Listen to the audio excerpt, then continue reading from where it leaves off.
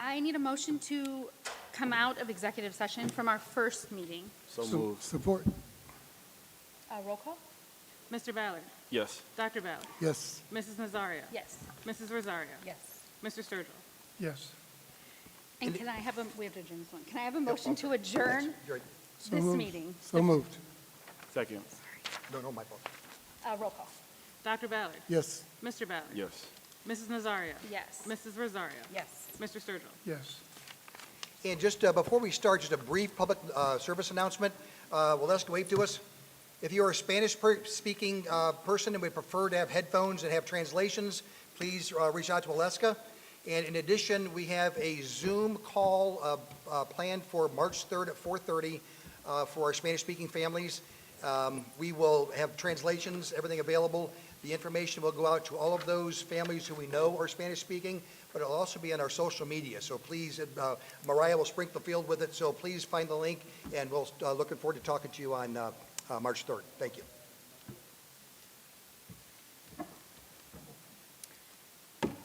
I would like to call the February 26th board meeting to order. Roll call? Mrs. Nazario. Yes. Mrs. Rosario. Yes. Dr. Ballard. Yes. Mr. Ballard. Yes. Mr. Sturgill. Yes. And Pledge of Allegiance, we have Lila from Toni Morrison, and she's the only one that came today, so I'm going to say it with her over here. Nice job, Lila.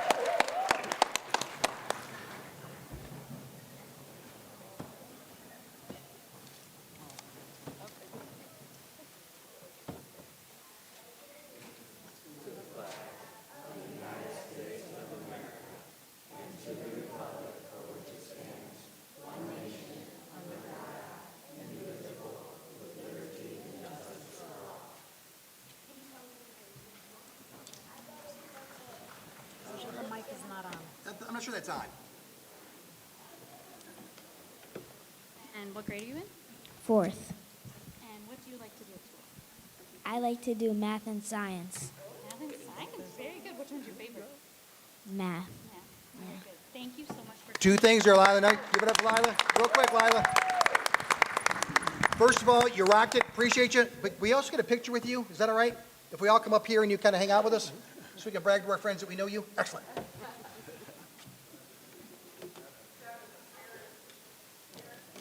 Come on up. Oh, yeah. Parents are in. Family's in. You sit next to her. You're guilty by association.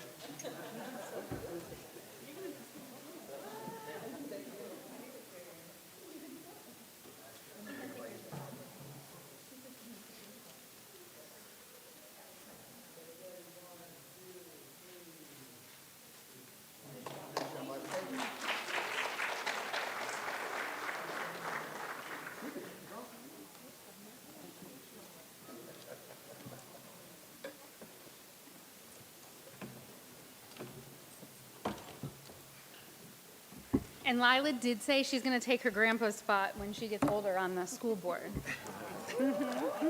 She already runs the show. I've seen it in action. Yes, So, she does. Yeah. Recognition of visitors.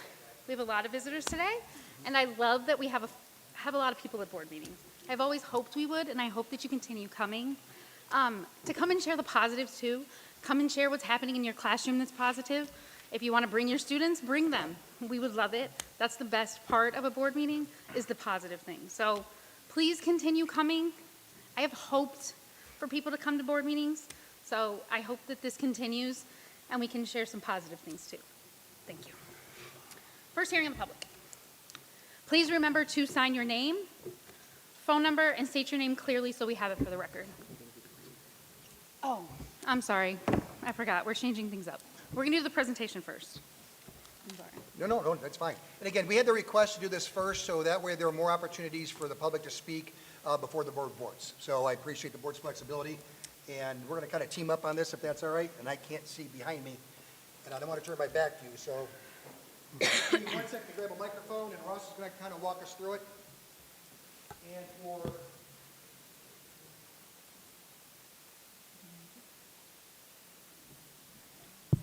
there we go. And again, to everybody, community-wise, staff-wise, student-wise. Jeff, hang on 1 second. Please. We need to do a motion to suspend the Suspend order. order? Right. Yeah. Can I have a motion to suspend the order, please? So moved. Support. Roll call. Mr. Sturgill. Yes. Dr. Ballard. Yes. Mrs. Nazario. Yes. Mrs. Rosario. Yes. Dr. Ballard. Yes. Thank you, sorry. No, thank you very much.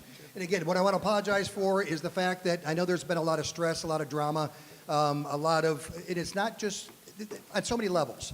There comes the fact that because of where we are and how we got here, there's a lot of things that we used to be able to provide our children and our families that moving forward we're going to struggle with.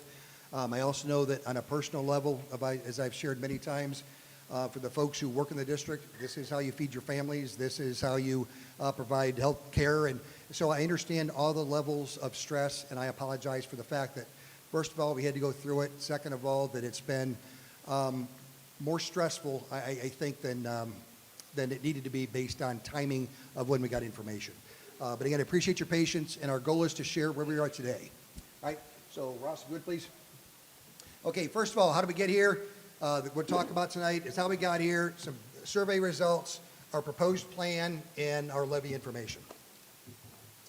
Okay, first of all, how did we get here? And we shared this before, but I think it's important to emphasize. We thought we were in great shape financially. We knew that we had to put up a levy in the spring.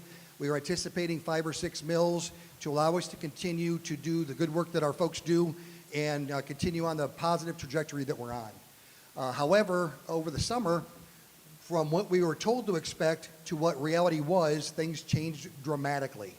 We lost $4.9 million from the state. We found that out in June. We found out in August that we lost almost $800,000 in federal funds. And then we found out as late as October that we lost $1 million locally. So when you add that stuff together, it's $6.7 million, which is a lot of money. But at least as importantly is when we found out. We had no time to plan to make any meaningful changes for this year. So as a result, we had to make sure that, because our contracts were signed, our people were hired. So as a result, we lose $6.7 million this year that we can't account for because we found out too late. And we lose that money moving forward, so we have to cut much more as a result of the compounding effect of the cuts that have taken place. As I mentioned many times, we did survey our community, and folks asked where the survey was and why they couldn't find it. What we did was we engaged a consulting firm who's recommended, and we agreed, to do a random sample of our community to make sure that everybody had an equal opportunity to have a voice. And those survey results, if they're not online yet, are they online yet? Okay, we just got them in yesterday. We'll put them on our website, no secrets, it's all out there. We'll share some things with you. But it's a phone-based survey, bilingual, where options were available. And it started Friday, ended yesterday. They gave us the results. And again, website by tomorrow.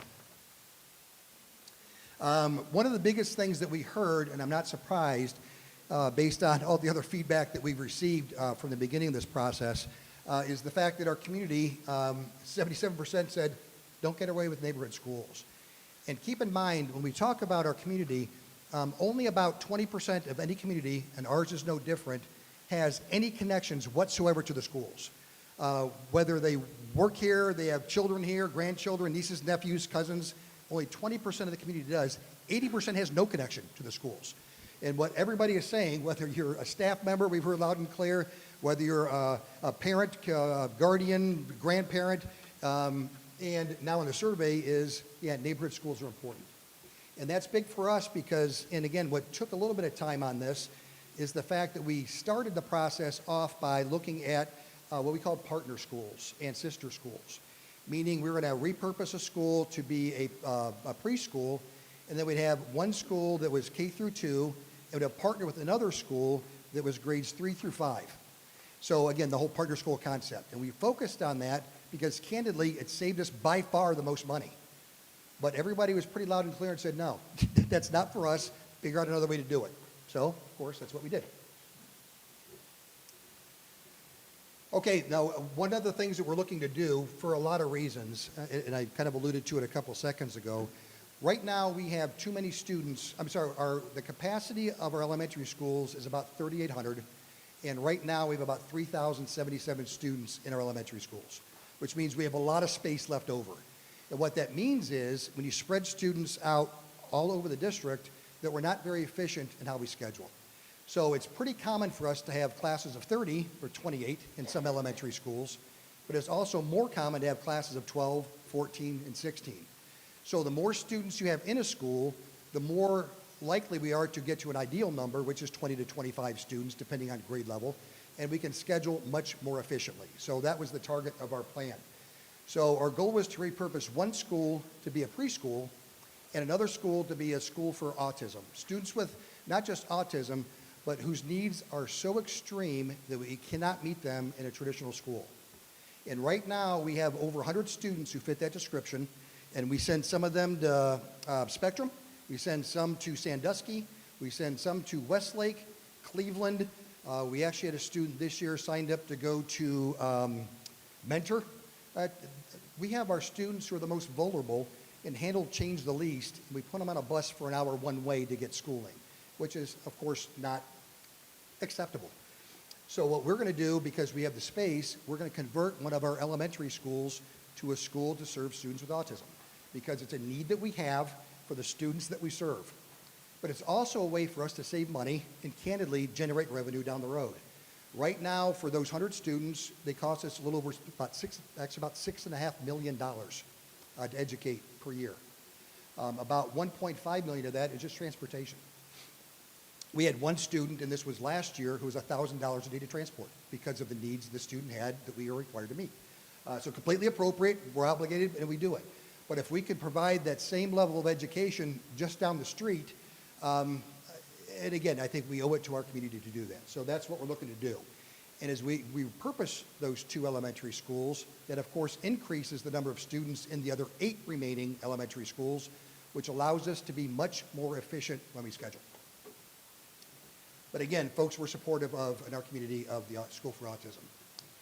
Support services, when it comes to school counselors, when it comes to social workers, when it comes to wraparound services, third-party support staff, food, medical, health, all those wraparound services, our community not only is in favor, it's an expectation. And this is what they ranked in terms of most important to keep.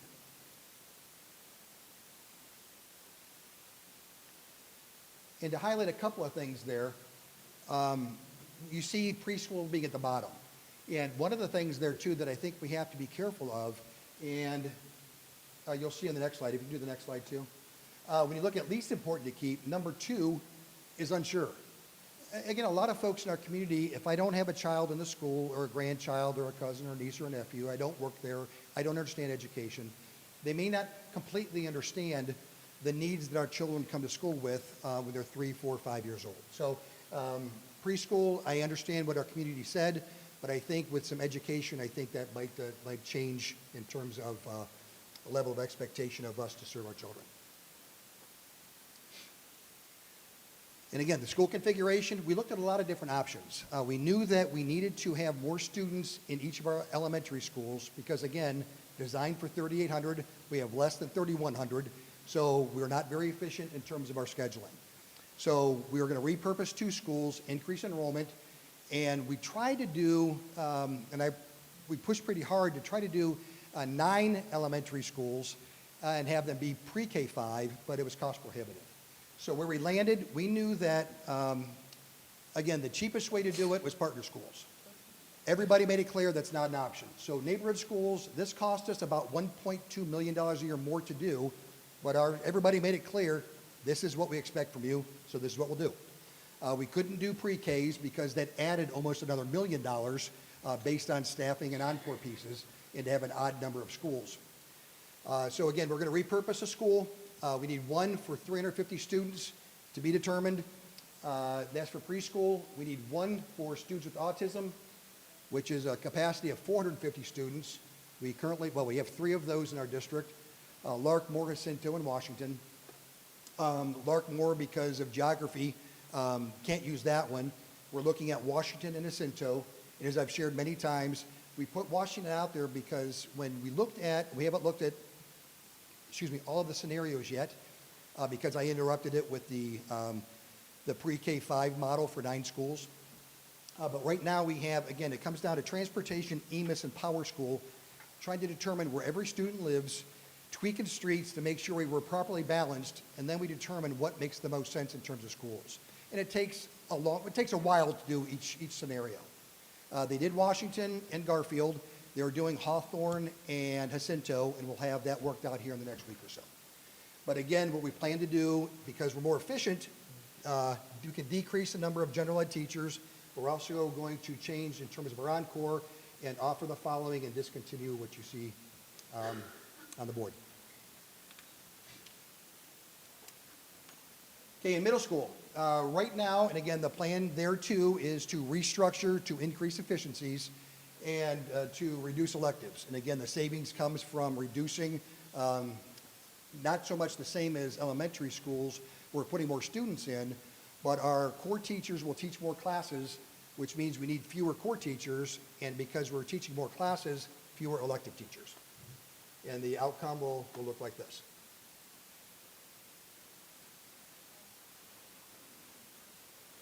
Now, the questions that have been asked, why did you choose one elective over another? We based it on anecdotal information from the principals. We based it on student interest. We based it on, because especially in middle school, they try to get into these courses and the courses that we're required to provide.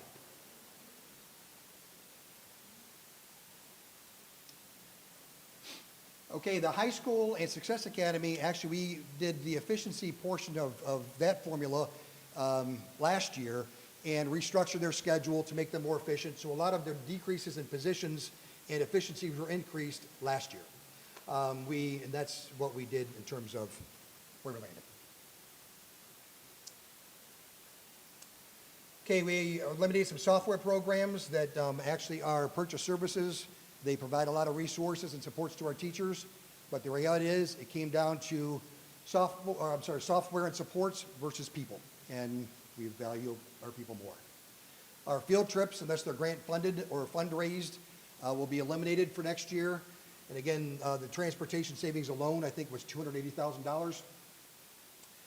Professional development, right now, when we do our PD sessions, we take our staff members out of the situations they're assigned and bring in subs.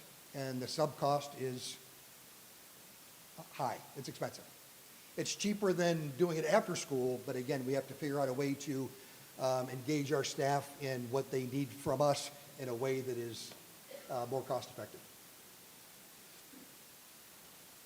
Actually, this is something that we were looking at anyway. It was Brian Corey's brainchild years ago. And candidly, at least with football, he was right and I was wrong. We did it for numbers. And what we did was, instead of having 3 football teams at our 3 middle schools because they had trouble getting enough kids to come out to fill an entire team, so we have one team, we bust the kids together and have one team.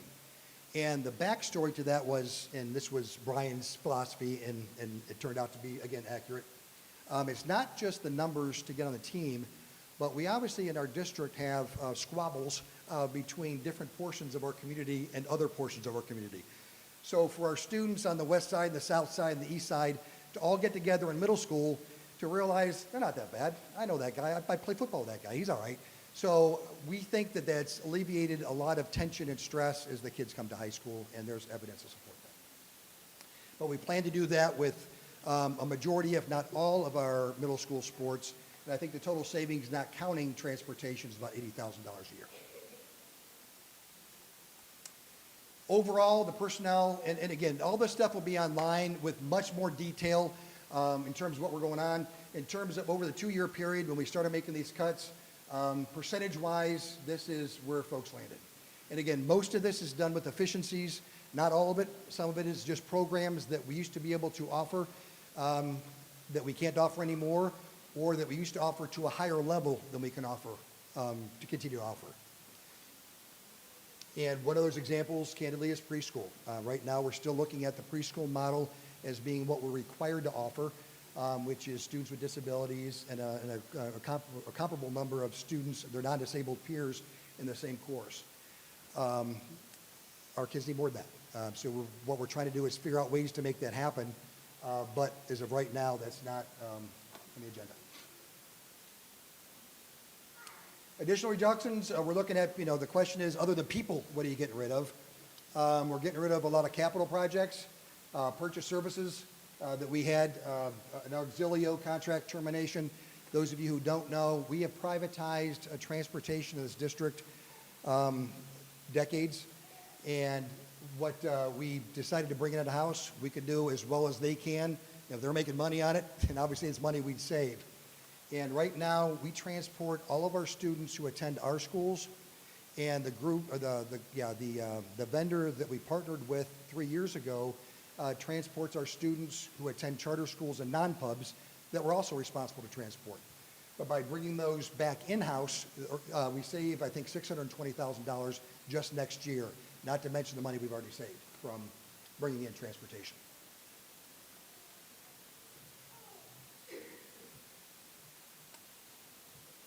And again, kind of a breakdown of where we are. And you heard me say a couple of different numbers already, but again, part of that's based on the fact that, and Tia says it all the time, that a forecast is a snapshot in time. Originally, ODEW said we had to cut $18 million. And then right before our town hall, they said, nope, you can get away with $16.6 million. We have the email to prove it. They said it. But now you look, we're cutting $17.6 million. That's because things change all the time, and we're forced to react to those. What changed this time is healthcare costs were much higher than we projected. We were anticipating a $1 million savings, and we're not realizing that. Overall revenue decreased because we had some students move in and out, and as a result, the state adjusts our numbers. So again, the purpose, there's two things happening tonight. One is the board is going to vote on, anyway, I'm not sure support or not support, but vote on a forecast. And the Ohio Department of Education requires us to have a budget that allows us to operate in the positives for a couple years in the future. And that's what the board's going to vote on. But even what the board's voting on is 2 or 3 days old, and some things have changed. Just like we always do with our 5-year forecast, we'll continue to listen, we'll continue to learn, we'll continue to do the best we can with what we have. But as a result, sometimes numbers change. And the example I gave earlier is if the roof blew off this building, all this goes away because we have to figure out a way to pay for it. So sometimes we have to react to situations just like we had to react to our state, federal, and local government taking $6.7 million from us. Okay, the new opportunities. And I mentioned the School for Autism earlier, and again, it's not any student with autism, but a student with autism whose needs are so extreme that their needs cannot be met in traditional schools. We need to provide a space for them.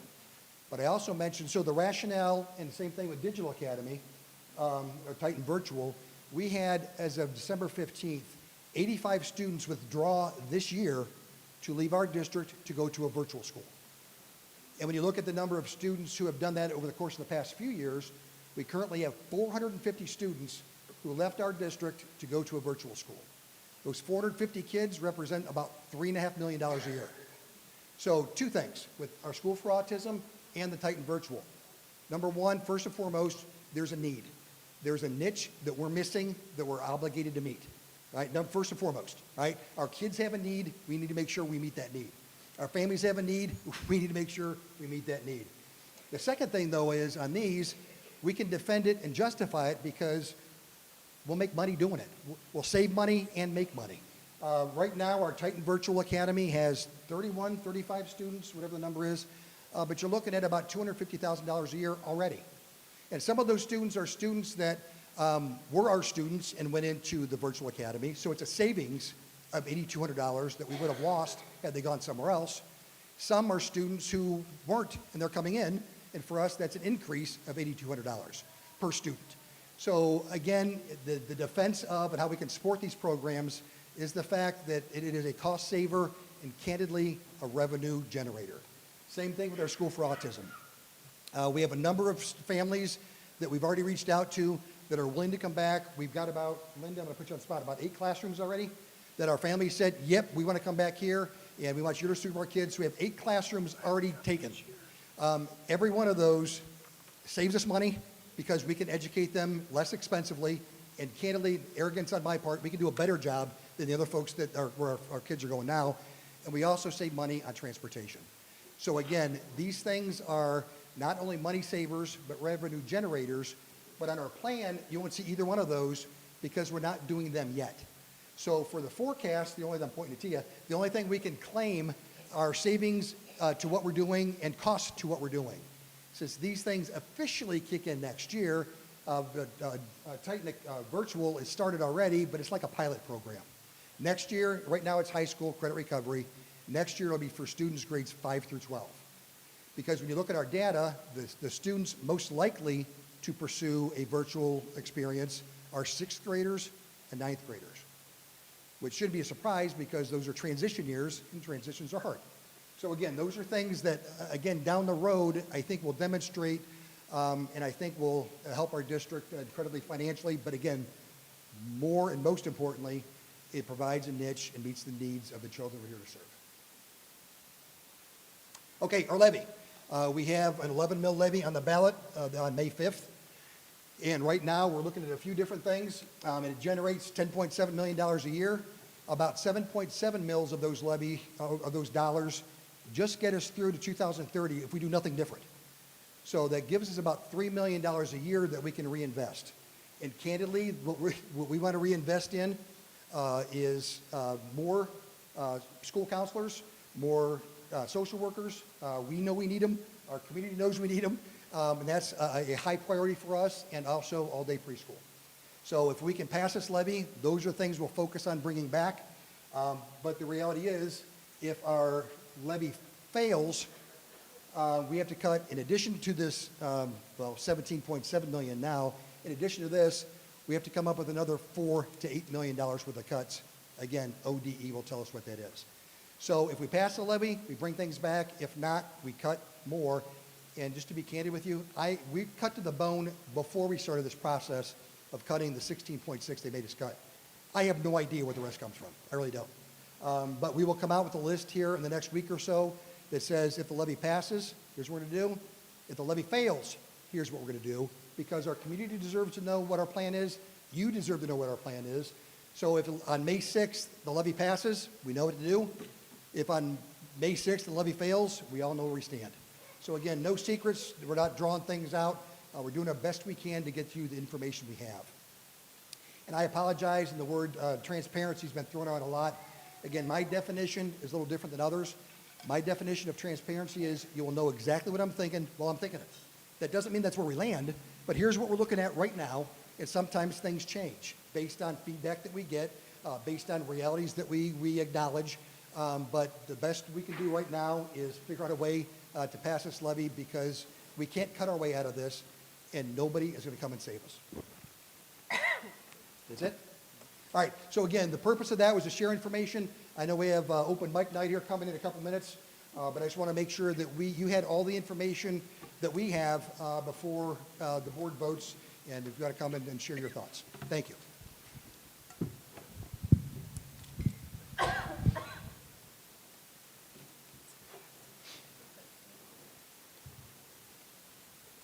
And now we have first hearing of the public. Again, remember to state your name and fill out your name, address on the form so that we can have it for the record.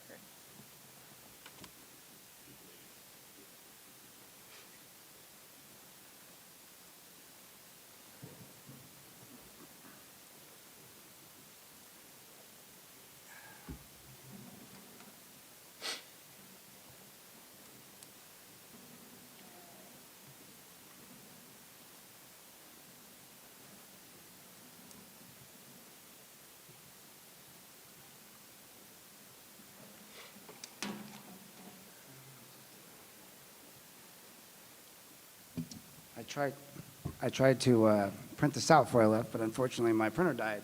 No more ink. So my name's Aaron Knapp, and I have a prepared statement. I don't expect, direct answers now, obviously. My daughter goes to this school. She's a freshman. I'm not here to ask about any individual employee. I'm here to ask about the integrity of the process, the structure of governance, and the completeness of the public record. The district informed the board, this board, that the selected candidate for our Director of Communications and Community Relations scored the highest in the first round and the second round, and described the decision as one of the biggest no-brainers, quote, that a statement of objective process, one that implies measurable criteria, consistent evaluation, and documentation that supports the outcome. At the time, a board member asked, is there an offset for adding this position? Which is a question about public funds priorities and justification. that is not a minor detail. That is the core governance responsibility. The record also reflects that at a later point, administration and board members were attempting to locate recommendation email for this hire and could not find it. Additionally, there was the discussion about holding an executive session prior to a vote on the position. Taken together, those facts raise a simple but critical question. Is the district, or if the district is relying on a scored process of funding justification and a board-level review, how can the public independently verify that this decision was made fairly, consistently, and transparently if key documentation is missing or not available for the record? Second part is governance and conflict safeguards. I also have a second question regarding governance safeguards. If immediate family members of the selected candidate sit on this board, what steps were taken to address conflicts of interest throughout the entire process, not just at the final vote? Specifically, what recusals occurred during discussions, access to candidate information, and decision-making stages throughout those recusals were documented in the record. Chain of command. I'm asking for clarification on the record on the command of this position. This is a role that existed previously, and policy and practice treated that the board as the supervising authority over the communications director, right? That was what you did for Aaron Graham. So if you never changed that, then is your communications director not now directly reporting to her father and brother? And I will close this up with my final question, which is, does the district maintain complete documentation on the hiring process, including the scoring, evaluation criteria, and funding justification, and what safeguards are in place to ensure that the public business related to these positions is preserved in a way that allows independent review under Ohio law? It's not about who was hired. It's about whether the public can see how the decision was made. And my biggest concern is within that email structure, many of you were seen discussing basically not talking about things in email, potentially hiding public records from the public, and that concerns me greatly. I had a lot of concerns before I read those emails that I requested, but I got some very concerning emails. You guys should really be careful, honestly, about what you are putting in email. Thank you for your time, and I have fun with your cuts.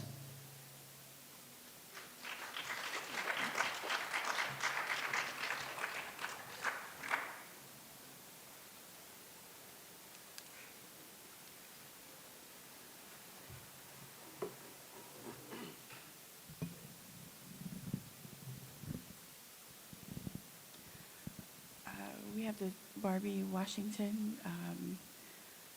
I have concerns regarding the preschool not being in the building with the other kiddos and our families having access. Also, we know, last I heard the number was about 90% of our kiddos are behind when they come to school, and if we don't help them get ready, what are we going to do? If it is the final decision that we are cutting, are we going to help our families access some other form of quality education? I know currently we work with preschools in helping them help our kiddos. So I know, Dr. Graham, you're one that says all of the kiddos in Lorain are ours, regardless of what school they go to. So that's a question. I know we have to cut, and everybody has their most important. I will say the social workers. When we just had 4 at the high school, I think that was barely enough.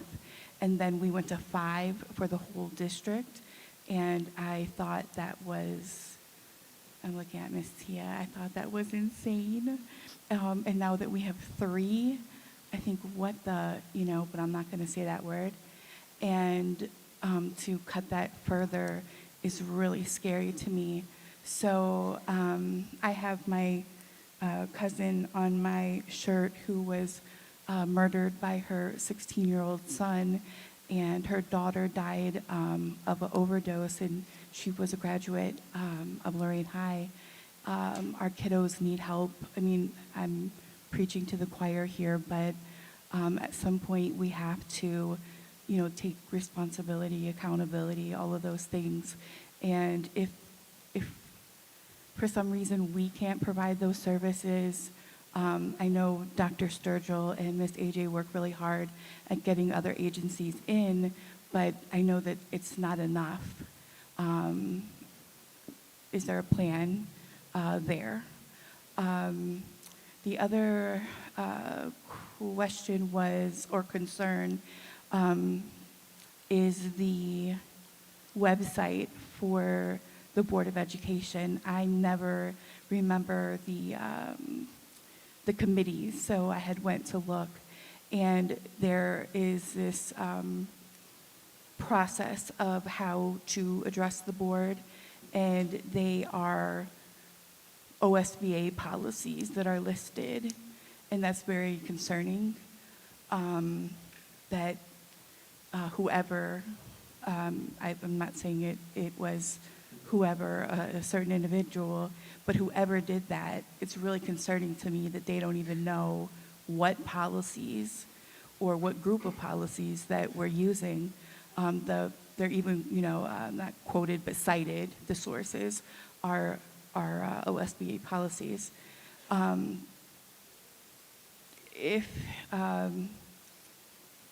If that was, I'm going to say your name, Mariah, if that was Mariah, I also have had concerns about onboarding and helping our people out that, come on, are we doing, and for the board too, I've shared that, are we doing our part?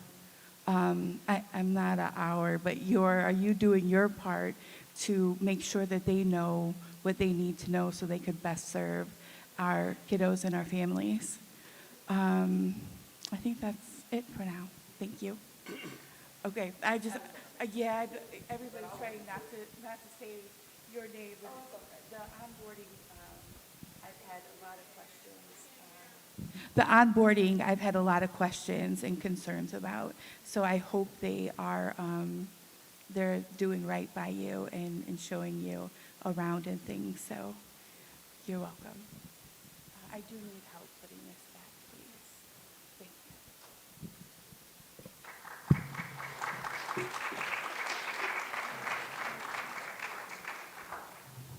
Hi, my name is Mark Verbancic. I am a teacher at Longfellow Middle School, also a parent of a senior in the district. We have some amazing staff, both administration, support staff, teaching staff. So I want to note that to start this conversation. My biggest concern right now is the rise of mental health issues, anxiety, depression, self-harm in our students, and unfortunately I'm seeing a rise in our staff as well. I can't count how many staff members have come to me in the last month or so crying, not just at my building, but district-wide.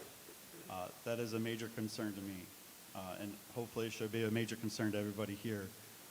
There's been a lot of discussion about the elementary changes. As a middle school teacher, I also wanted to add some middle school conversation to this.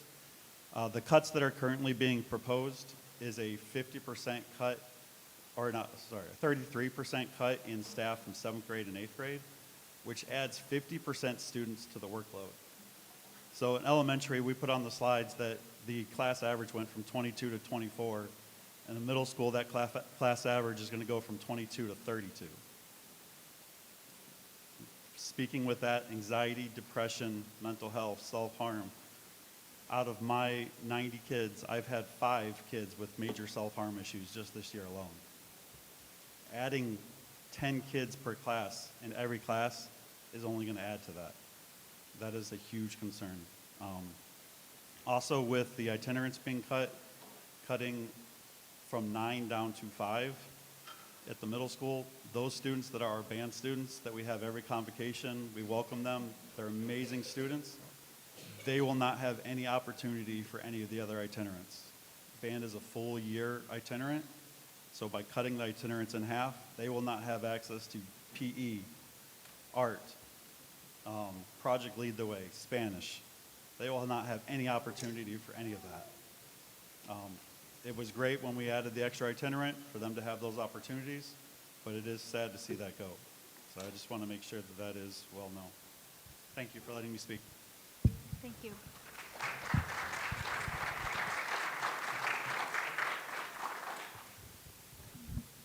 Hi, I'm Bailey Wallen. I'm the counselor at Washington. Dr. Graham, you met with us today and the social workers, and I just was confused because you had said that 4 of us, of the elementary counselors, were going to be cut, but that was not in the program or in the presentation.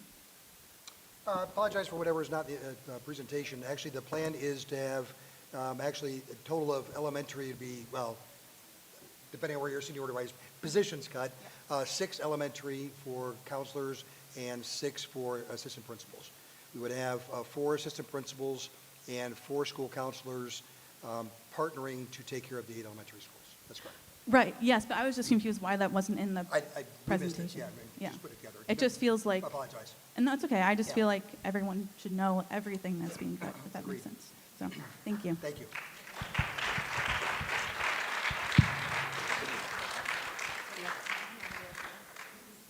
Hi, my name is Kaylee Finley. I'm the school counselor at Helen Center Ice. I was going to come up with Bailey and really just wanted to clarify. I know we met today. You did say that people would be informed if they were going to be impacted before it's presented to the public. But I don't think that we are being that transparent concept. We're being as transparent. There are 6 of us that will be gone, those people in the buildings. So I'd like if we'd be able to share potentially a little bit more with the public about what that impact will look like, especially when we've already had some sharing about the mental health impact on students and staff that we solely help support. I spoke to the board just over a year ago. I presented to many of you. I know, Mr. Ballard, that you were very interested in what we had to say as counselors. We were able to share the impact that we have every single day in the building. So again, we weren't included in those initial screens when we had the last community halls about, this is our current, this is what we're proposing, this is what might happen. And so just really making sure we're communicating that, again, it's my livelihood, but it's the right, it's the access that's going to be removed. I know we speak often of third-party mental health supports. I just also would like that to be clarified, that a lot of those are clinical mental health therapy that we might not have access to through parent consent. We might not have access to with insurance, and there are steps you can take. But these are things that aren't for all. And while they are very necessary for our students with higher tier needs, it is not access for all in the moment when you're going through something. So if we can talk about what that might look like or what that will be, because it's not being included. Thank you.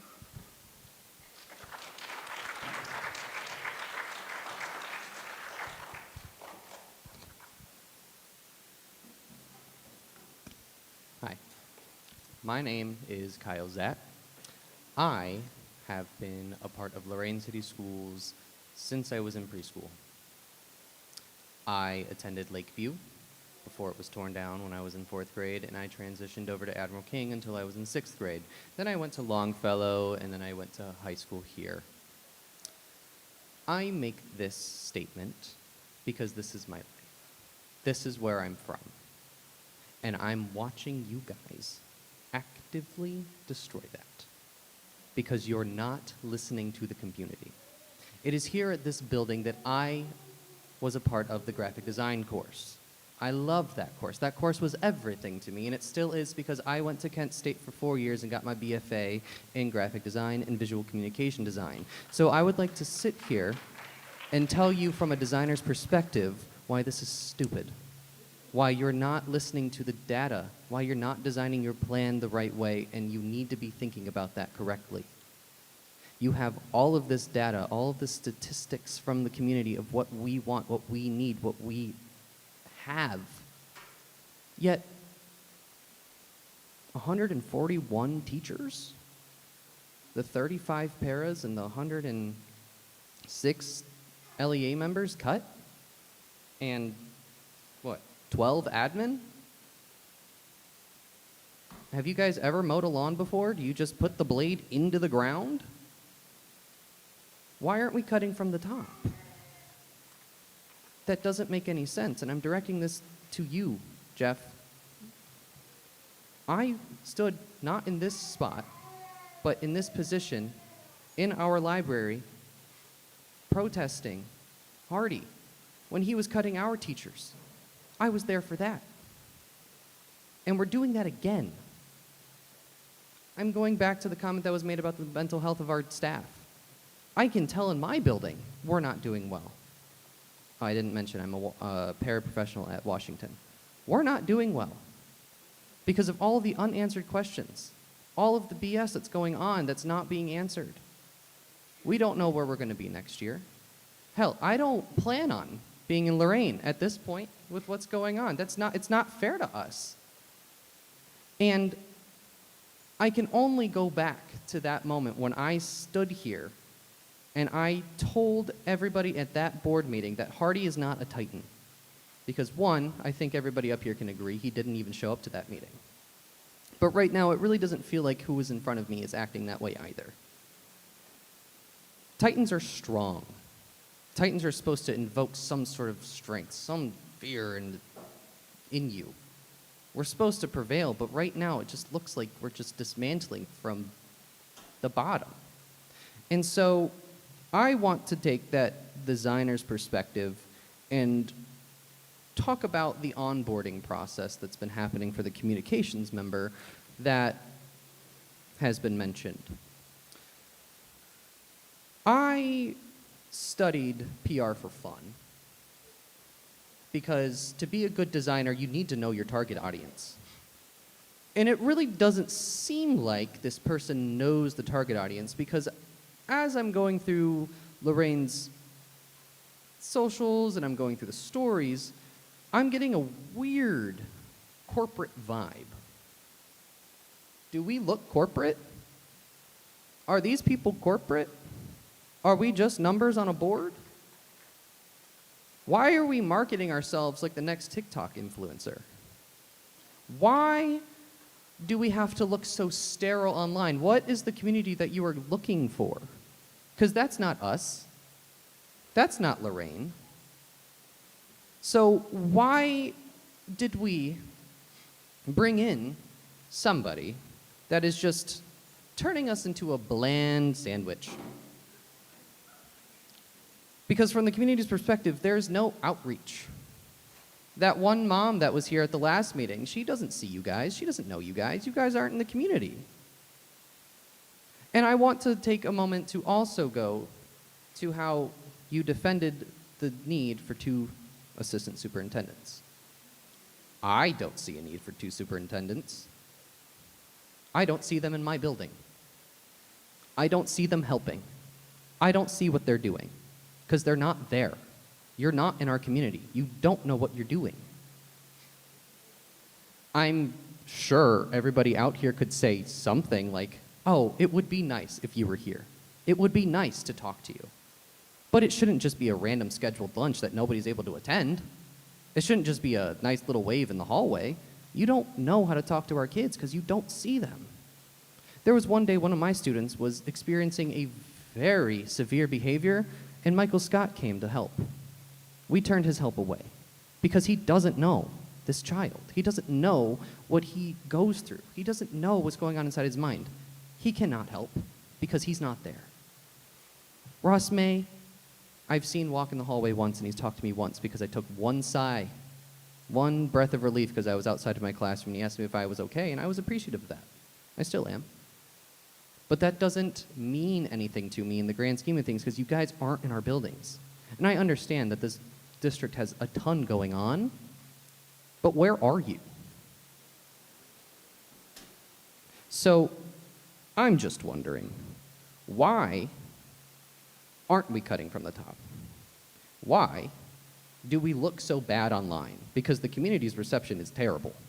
Nobody cares. I couldn't care less. And I have a communications degree. I couldn't care less if we had communication at the end of this meeting or not, because it doesn't mean anything. And with that, I would like to play one little clip that was sent to me. The strange posting on a private, not private because it's public, about Nepo babies. People think that our careers are significantly easier because of our parents and who they are. How do you feel about the whole nepotism and what people call us that?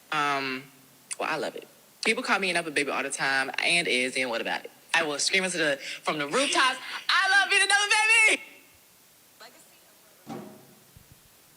So, hiring a communications person to do our PR, to make us look like a bland sandwich online, to then post that on their personal Facebook that is public, why, if they're checking all the boxes, it kind of seems like there was some sort of insider thing going on. And that's not fair to us. That's not fair to the community. It's weird, it's strange, it's not representative of Lorain. There needs to be some sort of fix in pay, some sort of fix in what's being posted, whatever format is going on, it needs to stop. Because it's weird. And it's not Lorain, it's not us, it's not the community. Because the community has clearly spoken, we have the statistics, know your target audience. And right now, over all of these different meetings, the target audience has not been listened to. Because we're still walking away with, we don't have all the answers. We don't know what's going on. You have to know what's going on because you have to submit these plans tomorrow. Right? I'm looking for a yes to the mic. We do have to submit that tomorrow, yes. Thank you. So, I'm after a speech, I'm speechless. You know that feeling? Because I feel like these words are exhausting. So, whatever.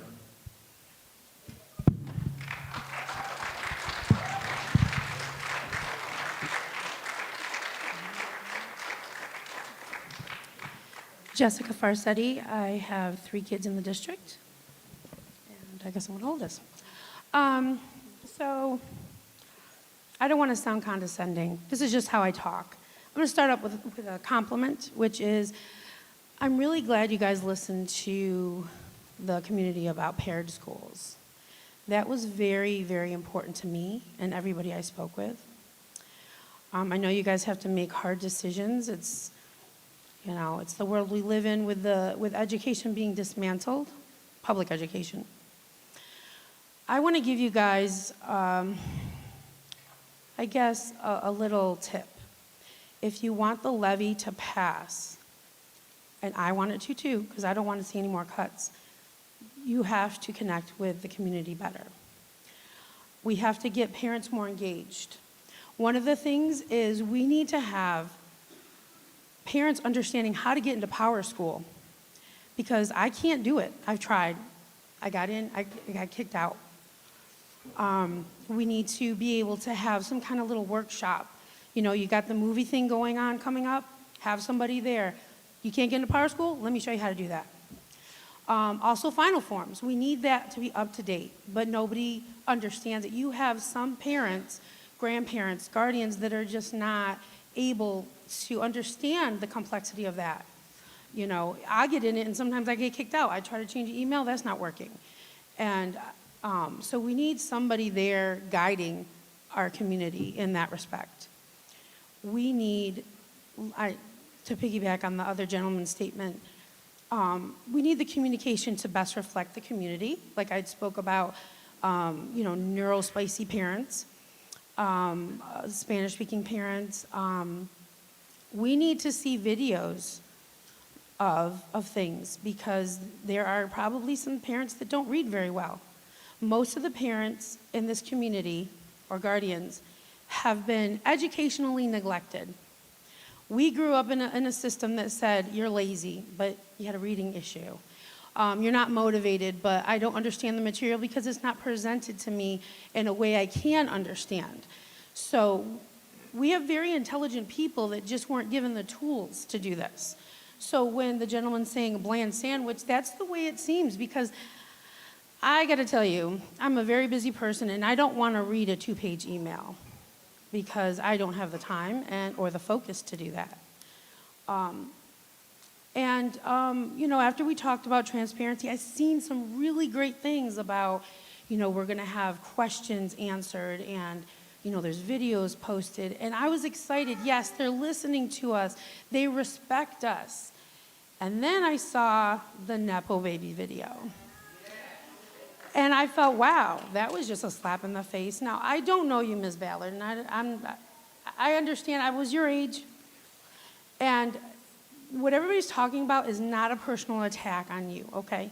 I don't know you. You look like a very wonderful person, you know. It's not about that. It's about a lot of people in our community weren't allowed to do the things that some people are able to do. So we want to see that the people that are using our money, our hard-earned money, are worthy of that position, respectful of that position, and will continue to respect the community. And part of that is understanding it. We can't do better because we weren't allowed to do better. The 2 places that employed most of Lorain are gone. So we can't provide for our kids to get the tutoring, we can't start a business like we want to. We can't do all those things so that we can give our kids a leg up. We want to do those things, but it's about privilege. And this city, this community has not been privileged for a long time. So we don't want to see a clapback, Ms. Ballard. We want to see, I understand, and I'm going to show you that I'm worthy of this position. Okay? That's what we want. Thank you.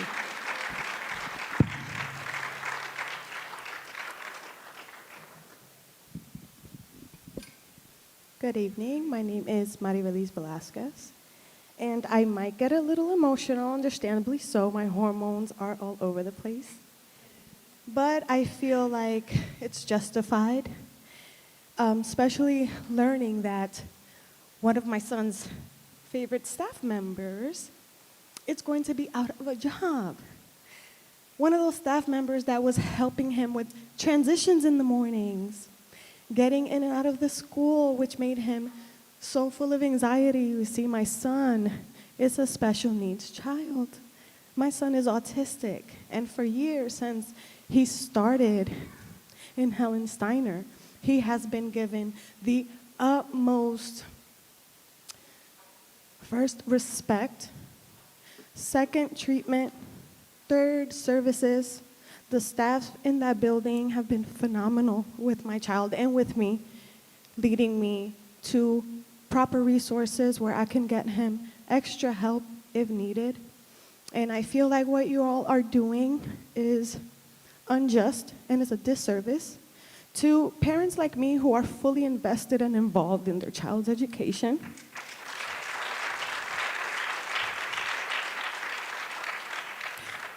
And I do understand, that you guys sitting there are the ones crunching the numbers and doing the math and all that.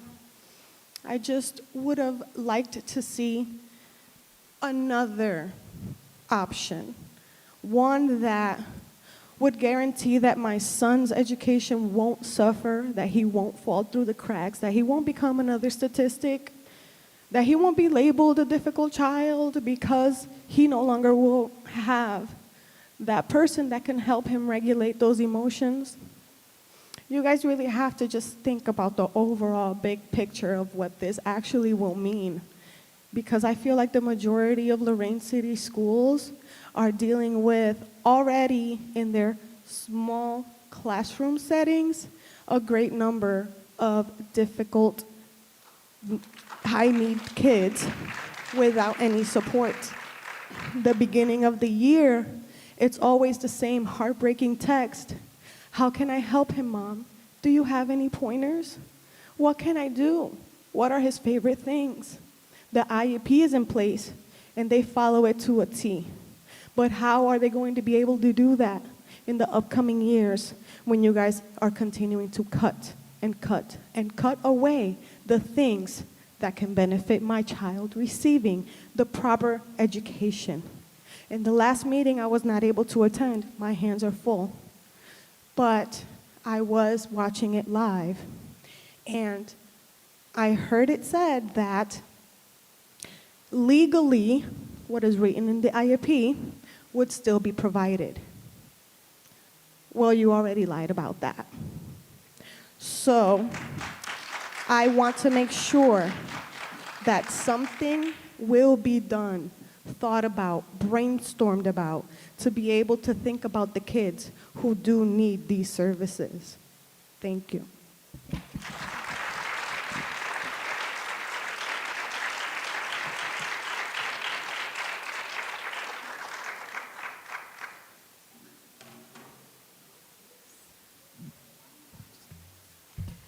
Good evening. My name's Rachel Meany Love. I'm the English language learner teacher at Washington Elementary School. You asked for something positive, and I'm going to share something Thank really you. quick. I also teach adult English classes. Lorain City Schools offers free adult English classes, and I have 3 students here from our adult English class. We're having this as an EL Civics lesson. Oh, that's so they exciting. have notes. We got a worksheet they're filling out. That's amazing. One request is speak a little slower, but other than that, I think they're having a great time, and they're being they're impressed by all the community and staff here. Thank you. And now I'm going to speak as a parent for those parents who don't have a voice, who they could have come here, but some aren't comfortable, some can't, they're busy, but those who speak another language. I had 2 parents share messages with me that they asked me to share at the board meeting. So let me just read those because they're their words, not mine. The first one says, "My concern is that neighborhood schools should not be removed so children can attend the school assigned to them that is closer. I would choose to reduce the cost in other areas." So I think she's referring, though, closing Washington is my guess. The other parent said, "Hello, we are still concerned that the Washington school might close, and that would be very terrible for my family since my daughter is only in kindergarten and has many more years at this school. I would love for her to finish with her elementary education at Washington, as we live right across the street from the school, and it would also be devastating for many other families, that is very certain. We love this school and all the teachers and staff. Everyone is super friendly." So that's their words, and I, as a teacher, am going to bring something up. The survey that was given, and Dr. Graham and I communicated about it being bilingual. I had several parents come to me. The text message from the district was in Spanish, but when they went to do the survey, it was all in English. So several parents, one told me she had her daughter help her do it, so she completed it. But there's a lot of things on there that, someone who's 18 or 19 may not be able to translate very accurately. I had another parent contact me and say, "Oh, I started this survey, but I only did half of it because I didn't understand the rest." And then another parent reached out and asked if one of the bilingual paras at our building could help them. And we said, of course. It was yesterday because the survey was in English, but she had to go to work, and then the survey was closed. So we couldn't help there. And then I had a couple others say, "I didn't know what it said. I just didn't even try it." So I don't know who's in charge of that, but I will be the squeaky wheel. I told Dr. Graham, "You're going to be tired of me, man." I appreciate you, Rachel. Yep. And if I don't want you to micromanage your people in any way, but I'll be in there like, "Hey, I know there's this is survey coming out. It was an Let me outside know." consultant group, but I apologize. Actually, we Yeah. were told there were phone calls, not texts. Right. So there's supposed to be somebody that was bilingual there. So I will look into that, and Yeah. please apologize to them for giving the numbers. And if you could, just check, is there a way to see if you received any Spanish responses on We did. that Yes, we or did. not? Yeah. So Get the that we demographics. can know. All right, appreciate it. Thank you, everybody.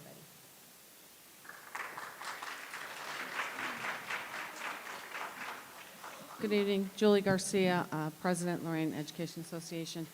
I'm going to give you something good. The LEA is sponsoring a scholarship fundraiser March 8th at the American Legion. We give out $1,000 to 3 or 4 different students. So we raise funds this way. So if you're available and would like to join us, tickets are available that day. It's from 10 to 2 at the American Legion, Post 30 on West Erie Avenue. And Julie, can I ask real quick, are you still looking for helpers? No, we're good for helpers. Okay. We have some of our high school students that are going to come and help, and we have some other admin that have helped. You're on the list. I know. All right. Just want to say that my All friends right. want to come play. Yeah. I did have a question, though. Somebody said to me that sub-coverage was being reduced to $125 a day. Can you give us any information about that? No. Okay, thank you. Yep, thanks.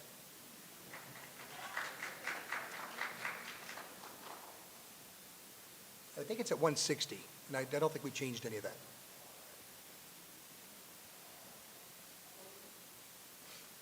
We didn't change silver,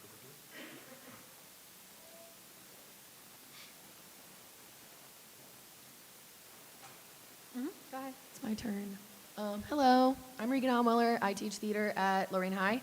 I just had a few questions about, first, when are each individual teachers going to know that they have been riffed? Can I answer that question? Yeah. Okay, first of all, the process is we'll list everything, and then what happens is your union leadership will meet with HR, and they'll go through things line by line. So as long as it takes to get through the process. Some unions, because it's not just obviously teachers, we have 8 unions in the district, and each one has a different process to follow. And for the non-rep, admins, and support staff, we follow policy. So there's 9 different pathways, so I don't want to speak to yours, because I do get confused. But your leadership will work with Carol. I know she has appointments set up already, but I couldn't give you an exact date, but I can't imagine it'll take that long. Okay. Okay, and then my second question is about supplementals. I saw that it said that athletic supplementals are being cut at this middle school level, and then other supplementals of all other people are being cut district-wide. Why are high school athletic supplementals not being cut when they do have a lot of coaches per team? Yeah. What we try to do with the process is look at a bunch of different things. First of all, we need to save money, but we also have to protect enrollment. Because with every student, on our average, is about $8,200 per student. And what this district has experienced in the past, and other districts as well, you cut athletics, everybody leaves. So we would save a little bit of money, and we'd lose a lot of money through enrollment. So it's trying to balance those two things out. And when you look at the overall cost of athletics at all levels, the cost is not, I think it's about 1% of our budget, actually less than, and a lot of that's offset through gate receipts. Yeah. Okay. I have a question. Am I allowed to address the public at a school board meeting? You want to, I'm sorry, you want to Address the public? for, Yeah, typically, the purpose of the board meeting is to address the board. Oh, okay. Yeah. I was just wondering. That's right. Thank you. Thanks.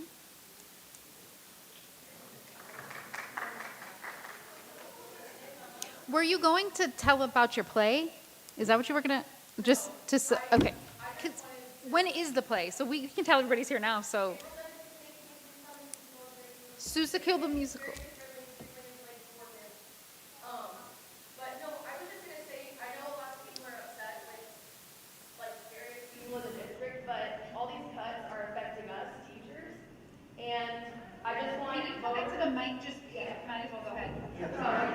It's just because the YouTube can't, Yeah, the people that are on our streaming. I know a lot of people in the public are kind of upset with the leadership in our district, and that's not for me to decide whether you should or shouldn't feel that way, but the cuts affect us, teachers, who are there with your kids every day.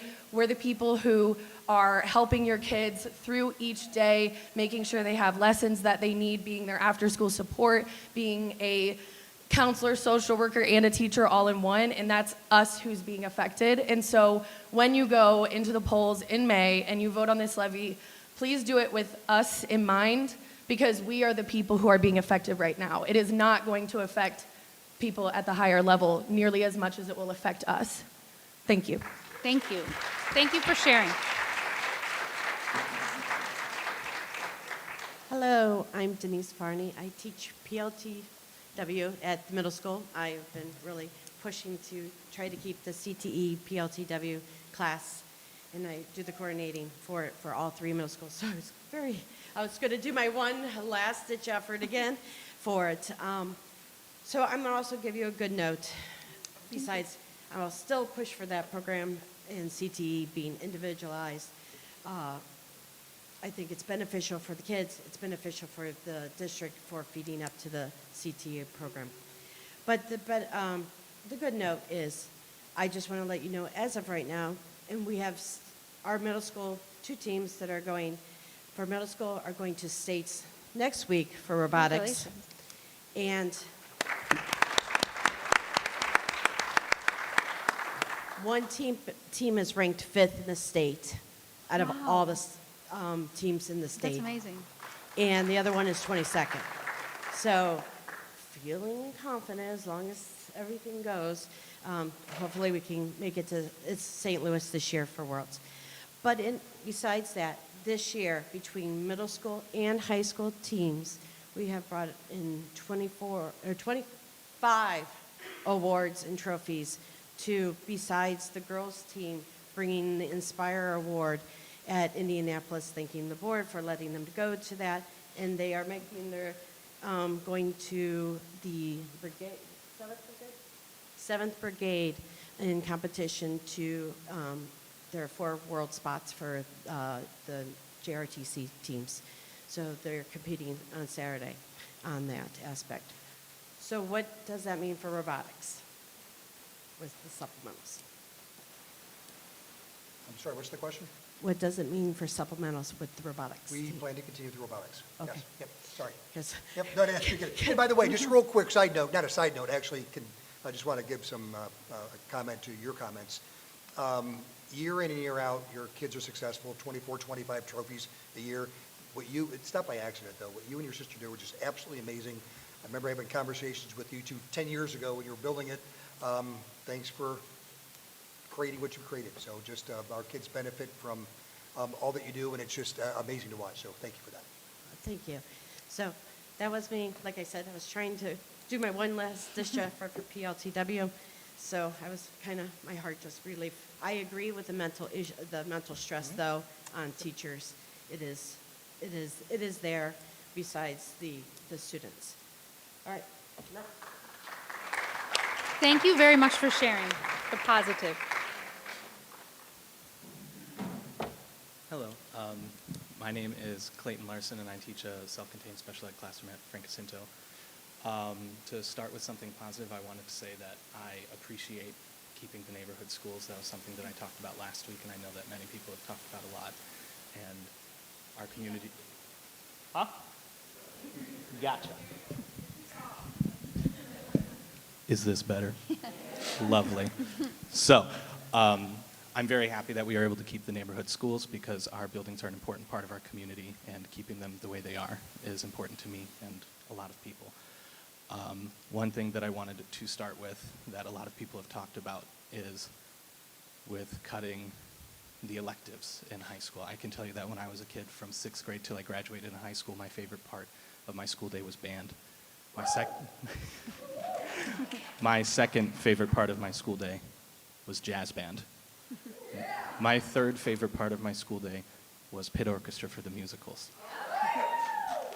And I say all of that to say that, yes, I was good at school and I liked doing the academic stuff, but it didn't come close to the fun things, the light of the school day. And these cuts concern me because we are taking that light away. And on top of taking that light away, making school harder for people who don't have that exciting thing to look forward to in the middle of the day. We are robbing them of their support. We will make the day harder and then give them no safety net to fall on, to lean on. They're just going to have to muscle through it, and that is too much to ask of a child. Now, I have a couple questions from a friend that I would like to answer, to get an answer for. When we look at the population of each elementary school, at Jacinto we have 5 units. My unit can have 8 students max. Is that taken into account, or is it assumed that every classroom would house the full 28? That's taken into account. When it comes to capacity, I'm not exactly sure where the OSFC came up with the exact numbers they have, but there are some classrooms, yours being one, where there are laws that dictate the maximum capacity. Yeah. Okay, thank you. And my second question is, with the schools that are talking about being potentially repurposed with Garfield and Washington and Jacinto, all of our units are full. In fact, I was hired 3 years ago because we needed another unit. And I started one, and here we are. If we are closing elementary schools and repurposing them, where will those classrooms be? Where will these kids go? The question is, if I understand you correctly, where will our self-contained units be placed next year? I can't speak to that specifically. We will have to look at everything as a big picture, overall district-wide decision. Right now, we do have some buildings that have more self-contained units, but that's because of what we talked about earlier, that our children don't live where they lived 25 years ago. So as a result, there's more space in some buildings than others because students don't live there. So as we repurpose 2 schools and redraw enrollment boundaries for the other 8, we'll build that into the formula. But I hope we always do, we'll reach out and make sure we engage the right people to do the right things. Thank you for answering. I appreciate you guys. No, thank you.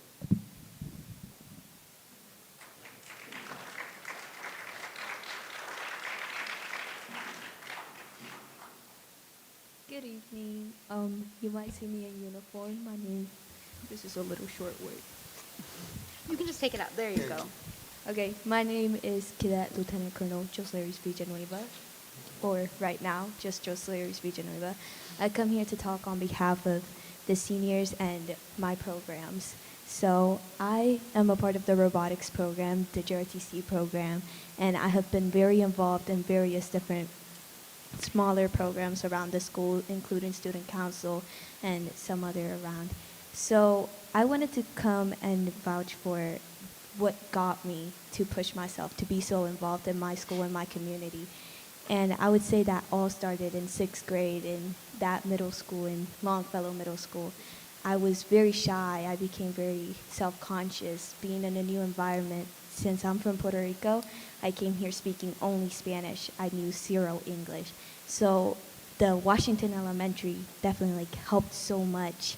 And I'm sorry, I'm a little nervous. I didn't You're prepare a doing great. speech for this or You're anything. awesome. Again, talked earlier, you always represent well. So thanks. Thank you.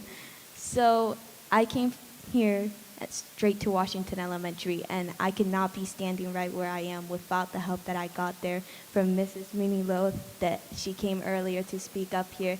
She taught me the English that I'm speaking right now. If it wasn't for her, I could not be communicating my points to you guys. So thank you so much, Mimi.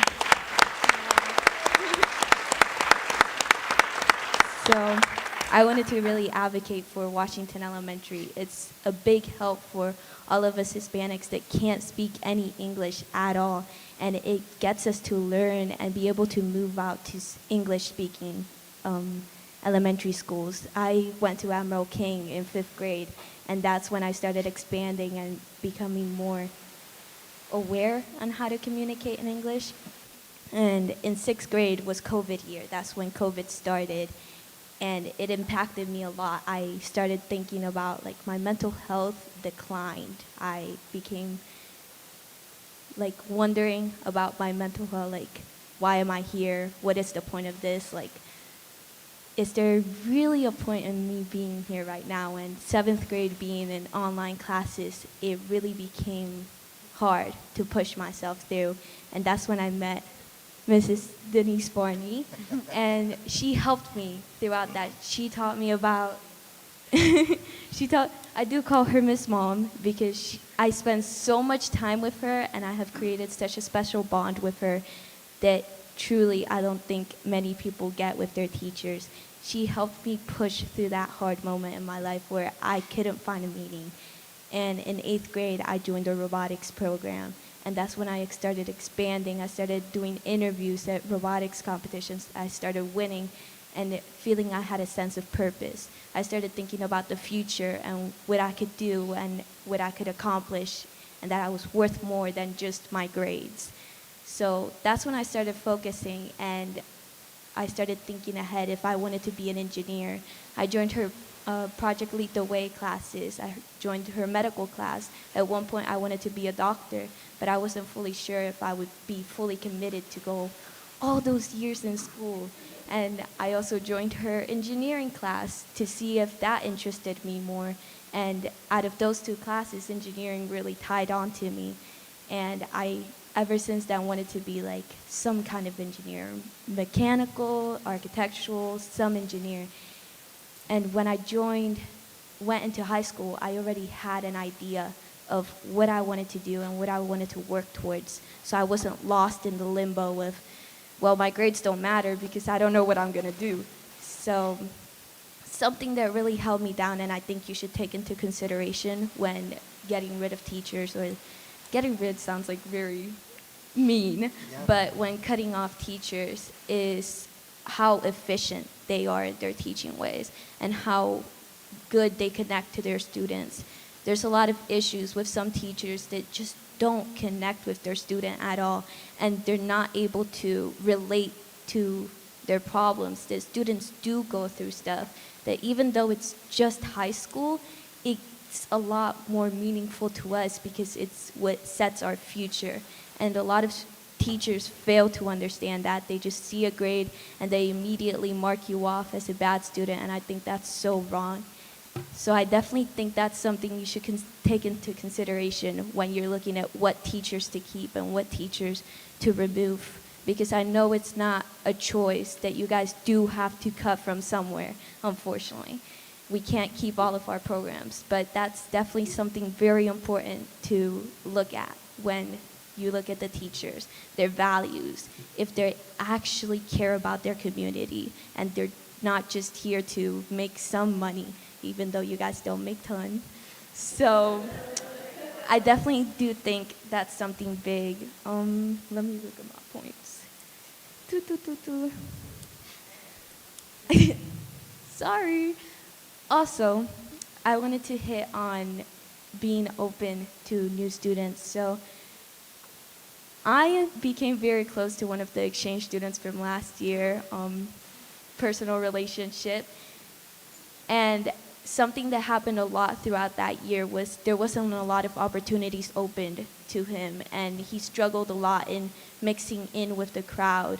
I think we have an issue of being stuck within our community and not accepting others in, and not offering the same opportunities to everyone, just because they're from somewhere else. I'm not trying to call racist in any way. It's something we do without thinking. And I think that was something that was done many of times last year, and including programs such as after-school activities or NHS or any of that stuff. I think it really needs to be taken into consideration to care about these students, because after all, that brings people into Lorain, to learn about our community, and learn that we are a community that's worth it, and people do need to see our value and that we do offer stuff to our students. So I believe that's everything I wanted to hit. Oh, yeah, and sorry guys, I'm sorry. I do want to say, after all of the programs that I've been through and all of my extracurriculars and learning so much, I ultimately did decide to go into the Navy for my JROTC program. Thank you. Thank you. As a nuclear engineer, so I learned a lot from my robotics experiences and my engineering classes, and I really do have a passion for engineering, and that's ultimately what I ended up deciding on. And I could not have done that without any of the help that I got. I think I'm extremely lucky, but yeah. Anyways, thank you so much for sharing. And again, I just want to thank you for how you represent us on a daily basis. We've had this conversation before. Everywhere we go, you represent just so wonderfully. So thank you for the last however many years, you said forever you've been here, but also thank you for your service moving forward. And a real quick question, Ms. Friday, can everybody call you Miss Mom, or is that a select group? All right, there we go, I'm in. Thanks, Miss Mom. Hi, my name is Heather Alisea. I teach at Garfield. I teach one of the autism units. I also live here. My children went and graduated from Lorain High. One of my children is Ohio State Patrol. One of them went to Ohio State, left during COVID and came here. He was studying zoology, had lots of grants through Lorain High and through being a public educated school.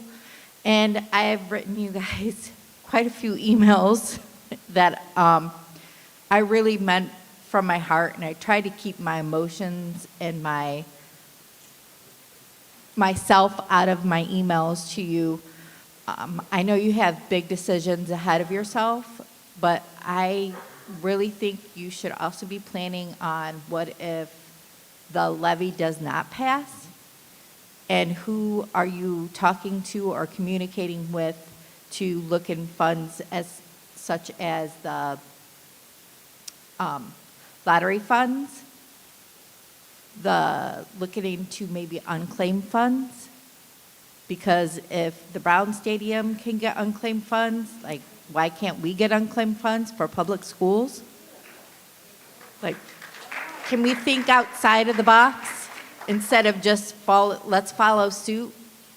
I know that everybody in the state of Ohio right now is under scrutiny for public education. But that's when it's time for us to look outside of the box and step up and fight, because we are Lorain, and we do fight. I mean, I will fight for my kids anytime, and I'm talking about my kids, I'm talking about my students that I teach. Not just my own children, but that's it. That's all I have to say. I really hope you don't close Garfield, because I love it there. And we have the Second Harvard Food Bank volunteers that come in on Tuesday, and then we have House of Praise that comes in. House of Praise has given for the last 2 years gifts for our students every year, $25 gifts. And if that school closes, that communication and that community built is going to be gone. And it's going to be really hard to set up and get that established in another place, just because a principal might move or someone might move there. It's not so easily set up like that. That's not how it works. Can I respond very quickly? Just real quick, your comments, just very, very quickly. First of all, the lottery funds were put into school funding probably 15 years ago, give or take. But what they did was they inserted lottery funds and took out an equal amount. So there was actually no net gain. And in terms of the Brown Stadium and the unclaimed funds, keep in mind that the people who approved that are the same people who approved us receiving $6.7 million less than we're getting. So Yeah. we're in the situation because those folks do not support us. Yeah. I But understand again, that. Out of the box, I'm all in. Yeah, let's figure it out. But I know. Yeah. But I understand, but maybe if they can think of funds coming from somewhere else, even if it's Completely just. agree. Completely agree.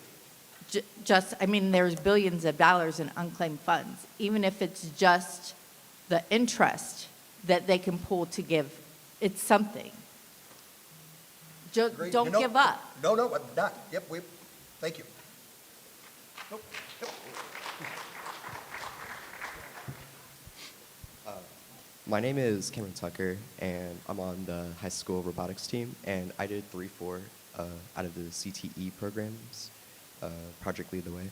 It was green architecture, computer science, and robotics, and my favorite things in those classes were, for green architecture, I really enjoyed learning about going green.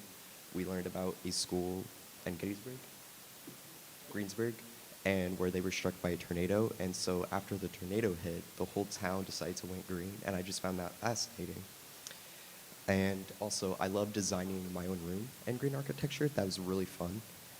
For computer science, it was learning how to code lights, messages, and music, as it just helped coding, and I kind of liked the coding part. It was a lot of fun. Let's see here. And for the robotics part, it was more hands-on. I really enjoyed that one. I think that was my favorite out of the three. I was able to make a dragster and a roller coaster, and I just found that really fun. So, but when I was my high school career, I couldn't do really much CTE programs because of how tight my schedule was. But then I remembered that I was actually really thankful of having those CTE programs in middle school, because without having those programs, it wouldn't really help me who I am today, because having those CTE programs and being in the robotics team helped me realize that I actually really love engineering, and so I decided that I wanted to go aerospace engineering, and without doing robotics or CTE, I wouldn't have found aerospace engineering, and so yeah, that's it. Thank you. I'm jumping in now.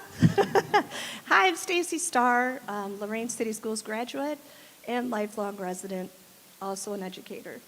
I have always told my students if they were confused to ask a question, and I have to say I am absolutely confused. Did I miss the plan? I've been at the last 3 meetings or viewed it online. When we were at the last town hall, we said we'd have a plan. I'm a very educated woman. Was the slide with the acronyms on it the reduction plan? to speak to that? Yeah. That was the gist, that was a summary, but actually it's attached to the board agenda. Wait, the one that's online? Because there wasn't, Right? Yeah, it should be, it's attached to the plan, or attached to the agenda. so the whole printout is with that? Because mine was only 3 pages. Is there a printed copy somewhere? Are we not allowed to print copies? Well played, well played, well played. I mean, I understand. I know cuts are coming. There are a couple copies back there, but I don't know. A copy. Yeah. That would be great. I attended Elyria City Schools reduction plan, and they very methodically went through and explained, this is what's going to be happen with cuts from administration. This is certified. This is classified. These are people's lives. It is extremely important, and I know many of you on this board, and I respect you and I appreciate you. But if I am confused as an educated woman, and I don't know where these things are located, because I did that, and mine only says 3 pages, and the slide with all the acronyms on it, I thought I missed the whole plan. I've been waiting to come here to hear the plan. There? Can we Did anyone hear the plan? I didn't hear the plan. It's an attachment on the board agenda, I believe. Is it there? Can we check?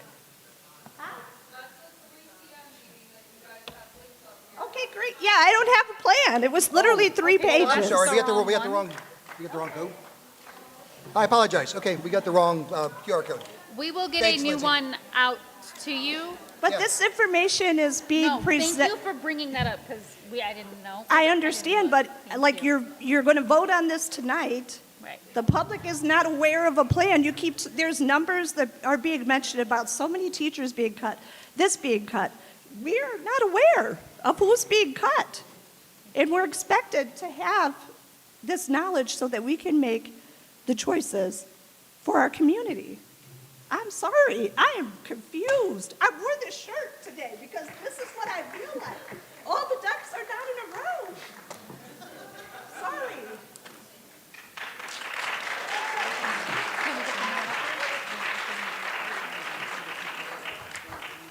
Hi, my name's Ann Cericio. I am elementary music at Larkmore and Garfield. I also help with the high school musical, Come See Sue School. I also play piano all around the district. So transparency for us, talking with some of the other music teachers, the dance teachers, that's our performing arts little bubble that we live in. And I know we all advocate for ourselves. That's our performing arts bubble. That's our safe zone. Transparency is really wild for us right now to read it on a slide when we were told that that wasn't going to be our reality.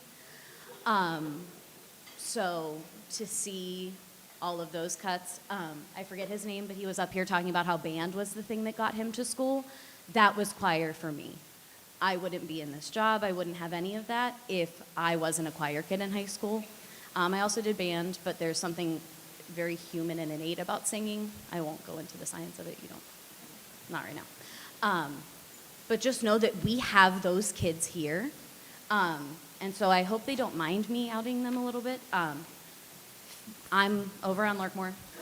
A lot of my kids feed to Longfellow. I love to go support them.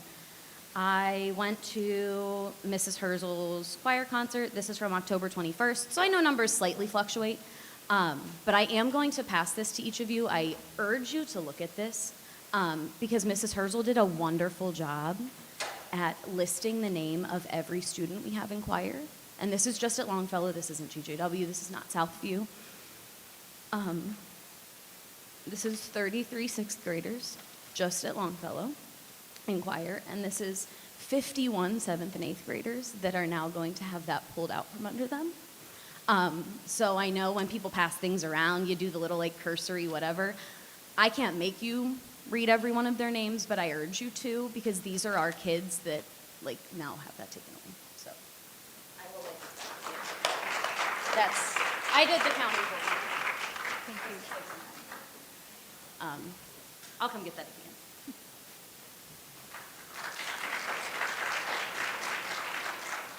end. I already signed up over there once, but I just wanted to say in support of choir. My daughter was in choir at Southview, and I've never been to Longfellow, but Southview's choir was filled. every time I went there, and still is every time I go by there. They put on a great performance every year, like 2 or 3 of them. I would have to agree that cutting extracurricular activities doesn't seem like a positive way to do it, especially choir of all things. That seems like a pretty big, stable type of extracurricular. My daughter wanted me to pass on a message that I don't remember the para's name, and that's my bad, but she has a favorite para here as well, and she was actually literally, she has an emotional day today. She cried on the way home, like over a para. And I had to, as a therapist and social worker myself, try to calm my own daughter down, because she says, I just want to vent. Like, how am I going to get from here to here, or all these people that helped me do these things are now going to be gone? And I would think logically, as a social worker myself, if I or someone like me is not there to stop whatever is about to happen meltdown-wise, that means your primary teachers are going to have to pick up that slack. So if they pick up the slack, who's going to watch their extra 10 kids? My mom taught for 30 years. Back when she taught in California, it was like 20 was unthinkable. And I just don't see how they're going to do it. And lastly, I just wanted to say that as much as everyone's upset about that one video, they forgot that in that same video, it compares white people being nepotistic as well. And it also, there's a post that says that you don't dislike your hometown, just the mindsets of the people in it.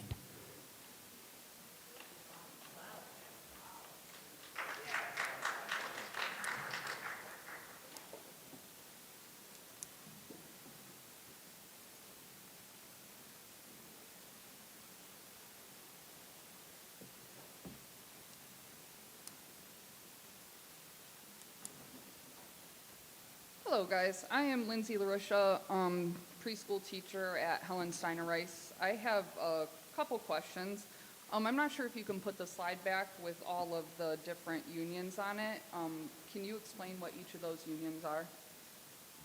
Like LEA, I know what that is. What is LAA? Administrators Association. Okay. And what's the OAPC 377? If you can put it up. That would be cleaners and 377. There's cleaners, a couple others, but cleaners are the big one. 377B, what's the difference? Transportation. What is non-represented admin? I don't, if you put it back up. Central office people, district-wide administrators. And then what was that but support? Coordinators that provide support to the central office admin. Coordinators who provide support to the admin center? Yes. Yep. And then what are the non-rep admin support? That's what we Or just the discussed. non-rep hourly? What is that? Hourly, that'd be administrative assistants.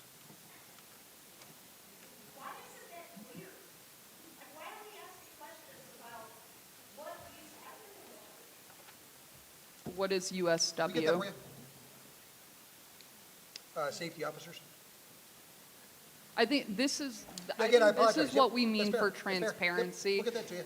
Not a lot of people know what this is, and I only know LEA because I'm in Yeah, it. and But again, the a lot breakout of is those on others- the attachment in the board agenda, and I apologize for the wrong QR code, and we'll get that stuff out to you. But it's all, everything is broken out by everything. Okay. Yours, I think, yours is like an 8-page table, I think.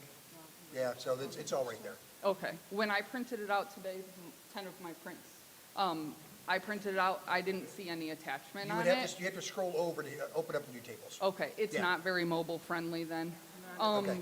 So then also in the sake of transparency, on item number 10.09, the Fallon Research, Public Opinion Research Study, is that the one that went out? That's correct.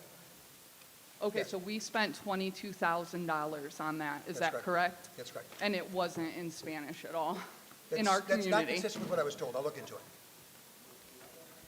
And for the sake of transparency, is Go, there any thanks. way that you guys can elaborate on what the changes are gonna look like losing counselors and how that is gonna be handled if a counselor is at one building addressing a crisis and there is another crisis happening at that paired school or whatever? How are we handling that? Like, what would it really look like? What are we going to be I'm not told sure how much to in do? detail I can go into here, but the same way it does when we have 2 crises in one building. We did do the best we can with the We people. called the vice principal. Yeah, We would And call- then if that that's my person point, is we at would the call other additional building. staff in to help, yes. But I don't think that is being relayed very well because, like Stacy said, that was how many slides? And was there a preschool slide in there that you put up And tonight? again, I apologize, the specifics are all on the table that we discussed. It's all part of the board agenda. I know, but transparency. We shared it, yeah, you have it. Today, Yeah. today you did not share that, and I think that's what's frustrating. Yeah, it is. So another question, and I only know this not because of what is going on right here in this meeting. I only know this because we had a preschool meeting before. We are going down to a half-day preschool, which means we don't get field trips anymore. And it is really unfortunate because we have a great relationship with the Lorain Historical Society. I don't know, Brandon, I see you back there. I don't know if any of the other ladies came tonight. But I just want to share something that I know I shared with Alicia because it's really important that people understand going to a half-day preschool model is going to affect kids a lot. Research shows that children who travel, and I take travel as a field trip because a lot of our kids don't travel, they tend to perform better in school and grow more open to new cultures and experiences. When kids encounter different places and ways of life, learning stops feeling abstract. History becomes tangible. Geography clicks. Curiosity sparks because the world has given them something real to question and explore. Studies have found that young travelers often show higher classroom engagement and stronger academic outcomes. Being exposed to unfamiliar environments builds adaptability, confidence, and problem-solving skills, all of which directly support learning. The truth is simple. Learning goes deeper when it's lived, not just taught in a classroom. Curiosity grows fastest when the world itself becomes a classroom. Travel teaches children how to navigate uncertainty, notice details, and connect ideas across experiences. And according to research from the Student and Youth Travel Association and the Harvard Graduate School of Education, students who travel show greater cultural openness, higher engagement, and improved academic performance compared to their peers. Some of the most meaningful lessons don't start at a desk, they begin beyond the classroom walls. So when you guys vote and you guys put that half-day preschool option out there, we are taking this kind of opportunity away from our kids. And I know we are cutting money in many places, but I also urge the community who don't want to vote for our levy because they see the people up here making lots of money. We still need to vote for this levy because somebody else had said it. It's not going to affect these people up here as much as it will our students and our teachers. So when that levy comes on the ballot, I just urge everybody, no matter how you feel about these people up here or wherever Mariah went because that video was horrendous, please do not take it out on our students and don't take it out on us as teachers. We need to pass the levy.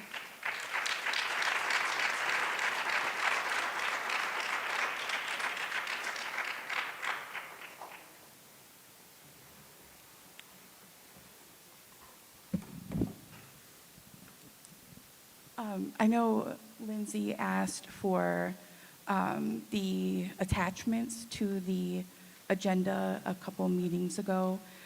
We don't have access to those things if we go on board docs and we know how to use board docs, or if we are sort of trying to find our way around board docs, and there was no attachments back here. That's a normal thing. It's not just during this time. I don't know why that's happened. I know years ago when we had Mr. Weber, we used to walk in and pick up the packet and everything was right there. Although I urge you to make that available online. That way, you know, if somebody is passionate about something that's there, they can come in or submit an email or whatever. The other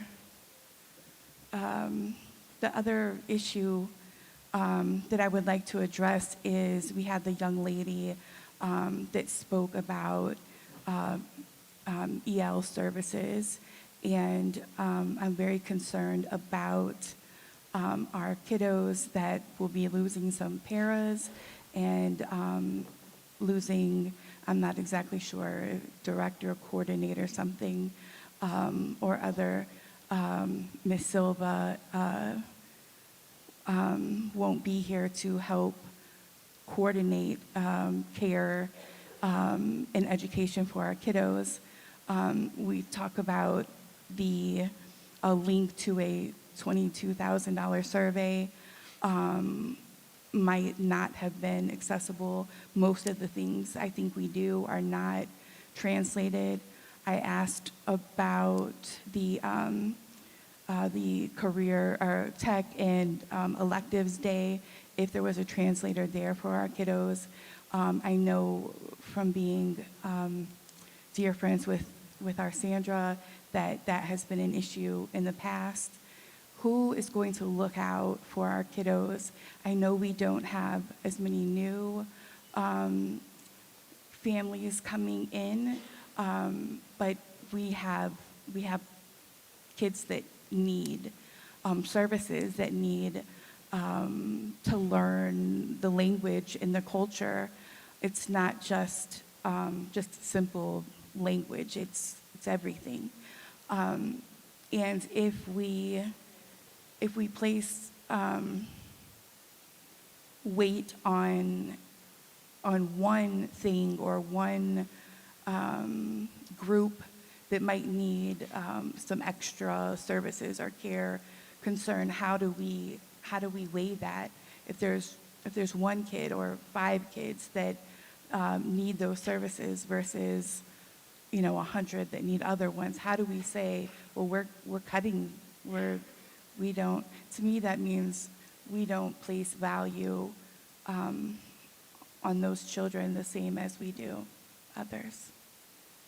And I know you hate this, but I truly feel like we're failing some of our kiddos, and definitely now our staff. I know that's not necessarily out of your hands, but when you guys vote, I don't know if it's a cut and dry, you vote for this plan or that plan, or if you can take and plug in different things that you have learned from tonight or whenever your talks throughout the day. If you can say, you know what, this was on this plan to be cut or whatever, maybe we need to look at that, and not as cut here and we'll take from here. I know that's happened a lot, but are you going to be able to think about what you heard tonight before you vote? Can you answer just that one? Do you have time to consider, are you going to consider what you learned tonight before you vote? Yeah, actually, we have to vote on a forecast tonight, but like every forecast we vote on, we can always tweak it after the fact.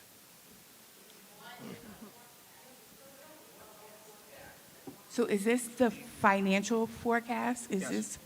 That's the Can we send that plan? out to everybody? Give me 1 second, I'm not sure what's that? I'm gonna try to put you on the spot. I think I don't want to say more. No, the overall spreadsheet with all the things, yeah. Can you just send it out to everybody? Oh, Drew can help later.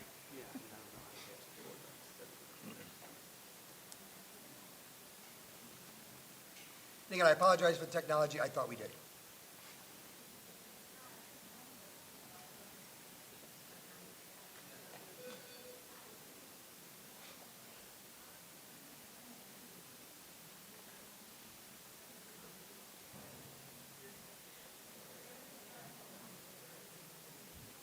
Hi, is this on?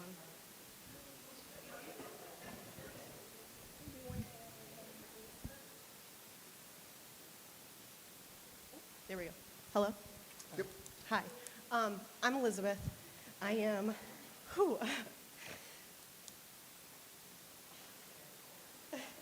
Hi. My department chair has reached out to me tonight.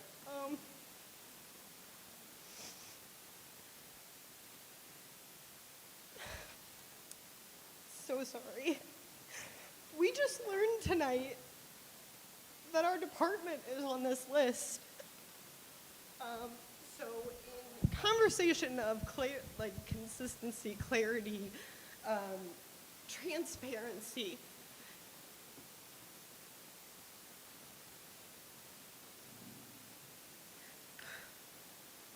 my department chair has been on FMLA leave since September, taking care of her husband.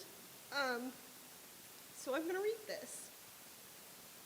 The K-12 dance program was founded 4 years ago with a vision that in these schools, our students deserve to experience and learn from all arts. Not all students experience expressivity through music and visual art in the same way, and dance is integral to equity in arts education.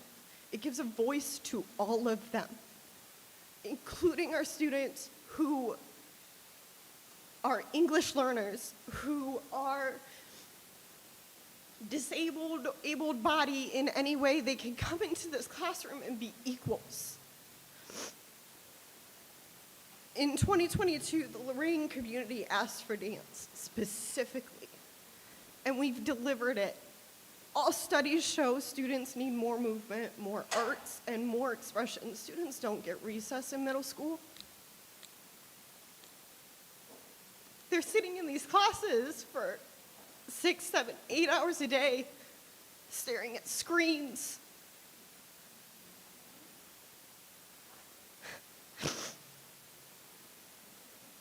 They need more arts, they need more expression, they need imagination, collaboration, and problem solving. They need grit, they need to play. Our students don't go out into the playground often past a certain age. They can't, their parents can't be with them all the time. They're not going outside and playing make-believe. They come into our classrooms and they get to look at art and turn it into a lived experience. They live here. We talked about students who are not getting outside of their schools or outside of their houses, and we get to bring that experience to them in our courses in dance. They get to embody other experience, other worlds, other cultures, other lives, other ways of thinking. This is rough, sorry. Since our inception, we've employed 9 dance positions consistently. I don't know how many people here have lived in the dance world. That doesn't exist. It's not a reality of our world. We are a bit inconsistent with that. We are artists. We like to go travel, go experience things, go do things. Professional dancers, professionally educated dancers are drawn here for a reason. 4 years ago, you had this vision. I jumped ship from a very comfy position. I loved it. I built it from the ground up. And I heard what you said about your district, and about your students, and about what the community needed and wanted and was willing to explore, and you were risky. You took chances, real chances for your students. And now I'm seeing a plan that is just like every other plan. You're seeing it across the board at all the other schools. I didn't come here for that. I came here because you challenged the norm. You looked at your community members and you said, you're not the norm. Let's get creative. Let's do things for us.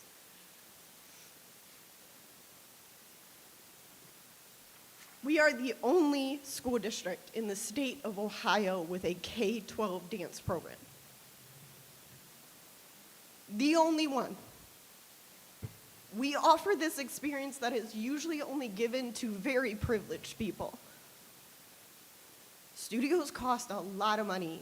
Dance costs money. And if you're not willing to put in the work, do the grunt stuff, it costs money.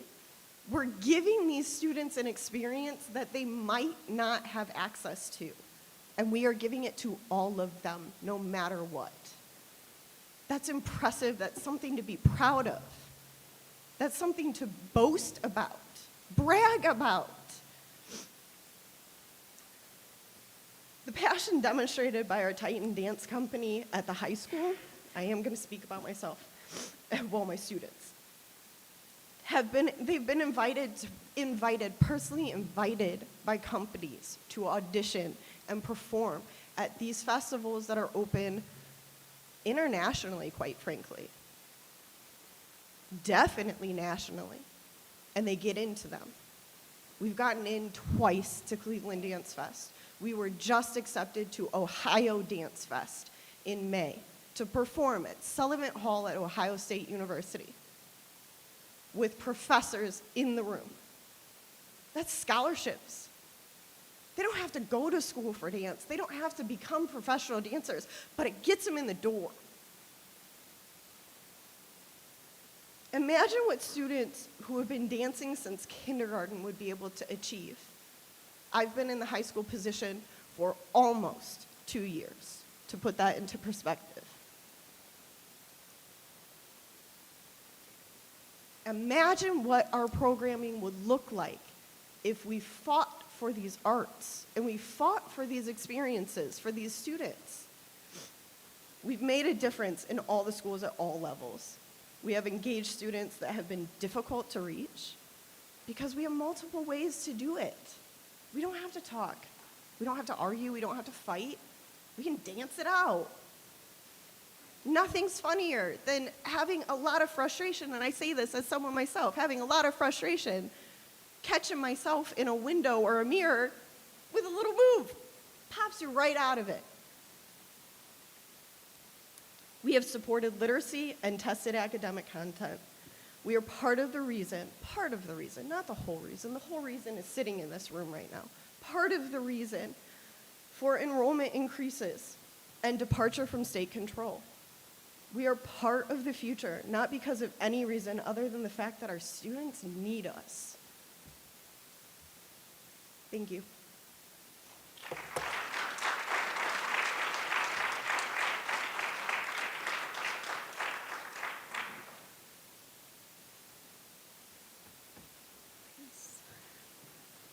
We will have a second hearing with the public if anybody wants to share after. Can I have a motion to approve the February 9th regular meeting minutes? The board waives the right to read the minutes from the February 9th meeting. So moved. Support. Any discussion? Roll call. Dr. Ballard. Yes. Mr. Sturgill. Yes. Mrs. Nazario. Yes. Mrs. Rosario. Yes. Mr. Ballard. Yes. Any old business? Reports and recommendation of the treasurer. The forecast being approved tonight reflects the fiscal oversight plan that the district is submitting to the Ohio Department of Education and Workforce, the one that Dr. Graham presented earlier. This plan leaves us with a cash balance of about $300,000 at the end of fiscal year 28. So I have items 8.01 through 8.05 for approval. Make the motion. Do I have a support? Support. Any discussion? Roll call? Dr. Ballard. Yes. Mr. Sturgill. Yes. Mrs. Nazario. No. Mrs. Rosario. Mr. Ballard. Yes.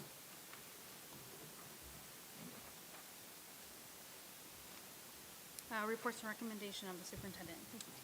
Thank you, Mr. President. I'd like the board to consider for approval items 9.01 to 9.06, personnel matters.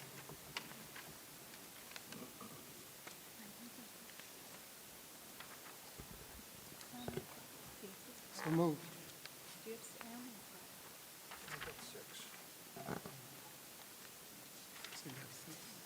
You have 6? I only have 5. I just want to make sure so that it's.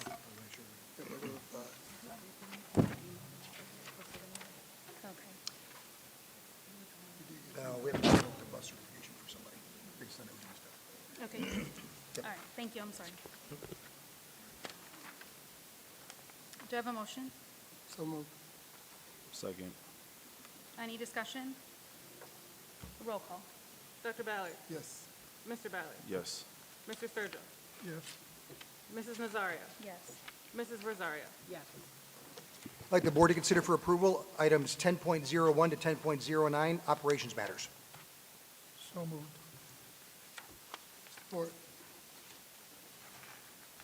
Any discussion? Roll call? Mr. Sturgill? Yes. Dr. Ballard? Yes. Mrs. Nazario? Yes. Mrs. Rosario? Yes. Mr. Ballard? Yes. I'd like the board to consider for approval items 11.01 to 11.03, other matters.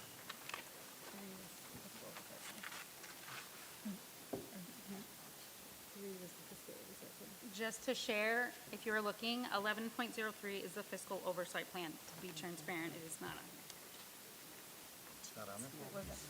Did they get it? Because I don't have it. Yeah. It was emailed to you before the meeting.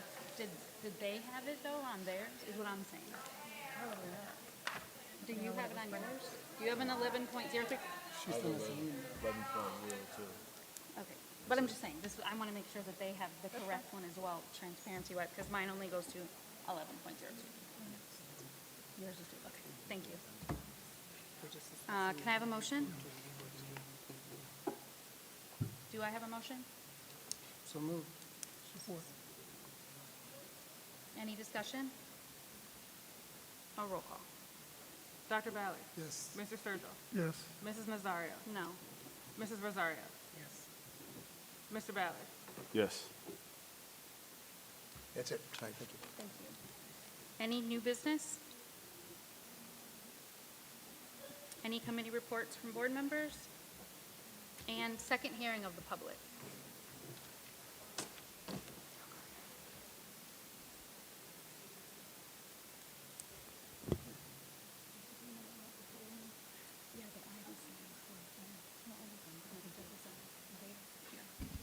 Good evening. Not sure if this is on. Okay. My name is Brian Baker.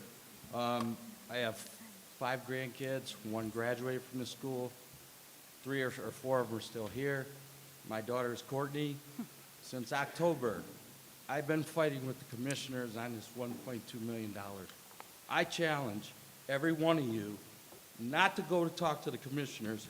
Show up at a meeting. I challenge you, Dr. Graham, get all the other superintendents in this county to go do it. They have to vote on it again this fall. Mark, you know him. Me and you have fought for years on this. Let's go back to the streets and fight. I'm ready. This is wrong what's going on. They took $17.5 million away from public entities over 1 vote.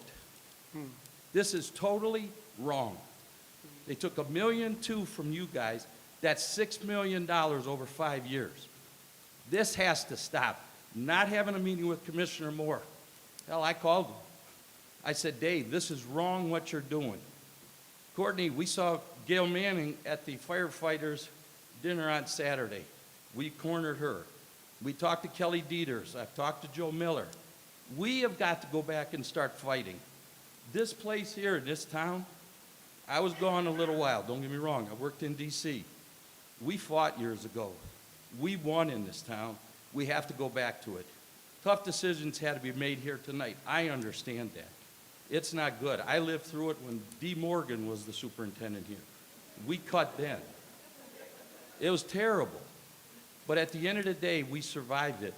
But $1.2 million back in your budget left you out of the red. We can do this 1 vote at a time. I would challenge you. They meet every other week on Tuesdays and Fridays. Show up, get everybody from this, every school district needs to show up. I've challenged Mr. Bancik from Columbia. I've challenged Avon Lake. We have got to go out and challenge these commissioners, because the first thing they say is, I've heard from nobody, no public's complained, there's no issue. There is an issue. They put their meetings at a bad time, 9:30 tomorrow morning. I've spoken on this in October. I've spoken on it in November. I can only speak about it so many times, because then you're a complainer. Public starts showing up. Teachers start showing up. Unions start showing up. They don't like it. The pressure will get to them. So I challenge every one of you, and I know everybody except you, Ms. Rosario, I've met you once, I think, but everybody else here I know except for the 2 assistant superintendents. We need to fight, us as a community. That's the only way we take this back. They are arrogant there. But I'll tell you, when you go in public comment, they don't like it. And there's election come in May, and there's election comes in November. That's the only way we change this. So I do challenge you. Mark, I really challenge you, because me and you have been in a lot of fights together. Yes, sir. They aren't done at these meetings here. They're done when you go up there and you challenge them and put the pressure on them. So I'll I see you in the challenge morning. guys. I'll see you in the morning. All right, thank you.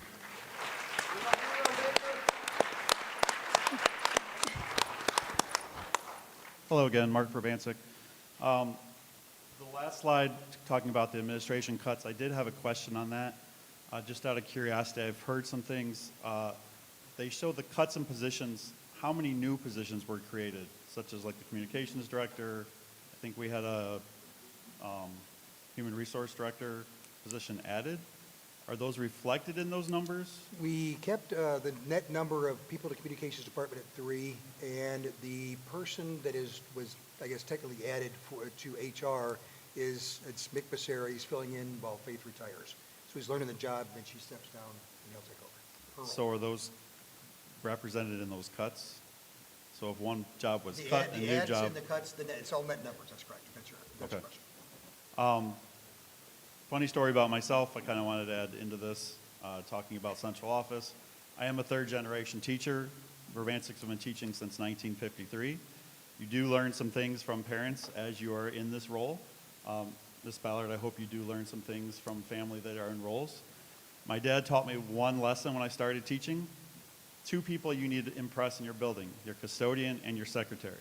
Very important people. If you don't know that as a teacher, please, I hope you learn that.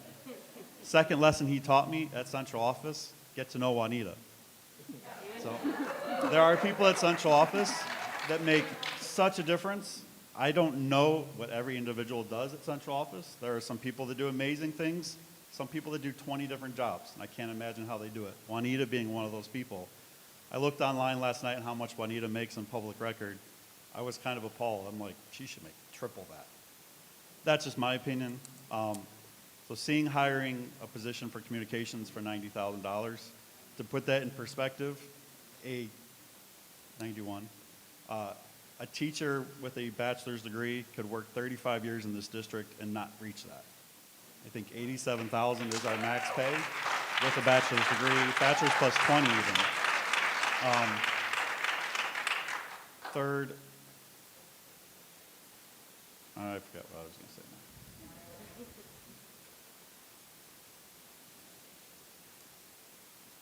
I'll come back.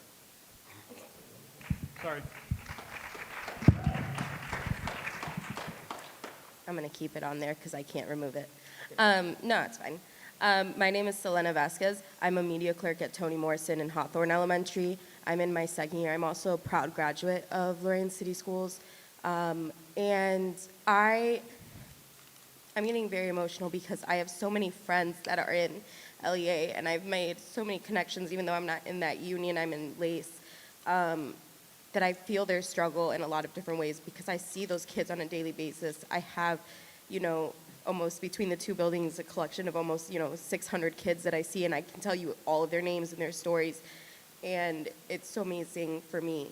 I will say on the topic of the levy, my job before I came to Lorain City Schools was I worked with Craig Snodgrass. I was in the tax settlement office. I got to deal with, amendments of the situations that you guys are talking about with budgets. I saw you guys on the budget forecast. So I understand what's going on with a lot of different schools, seeing as how it wasn't only 2 years ago that I was there.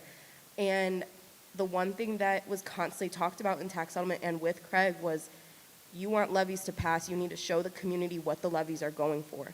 If you want it to pass, we haven't passed new money in decades. If you want this to pass, and we all do because we want our friends to stay here, we want our kids to get this community that they are actively having right now, we need to show, not just on our side, but on your side, what is this levy money going to?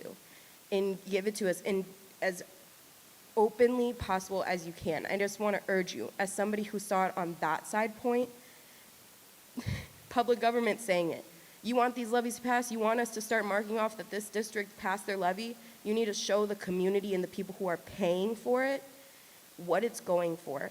especially because most of the people who are taxpayers and homeowners, they don't have a tie to this district anymore. Their kids have gone. So you need to show it. You need to help us show it. Tell us what it is honestly, so we can also move with it also. That's all. Thank you.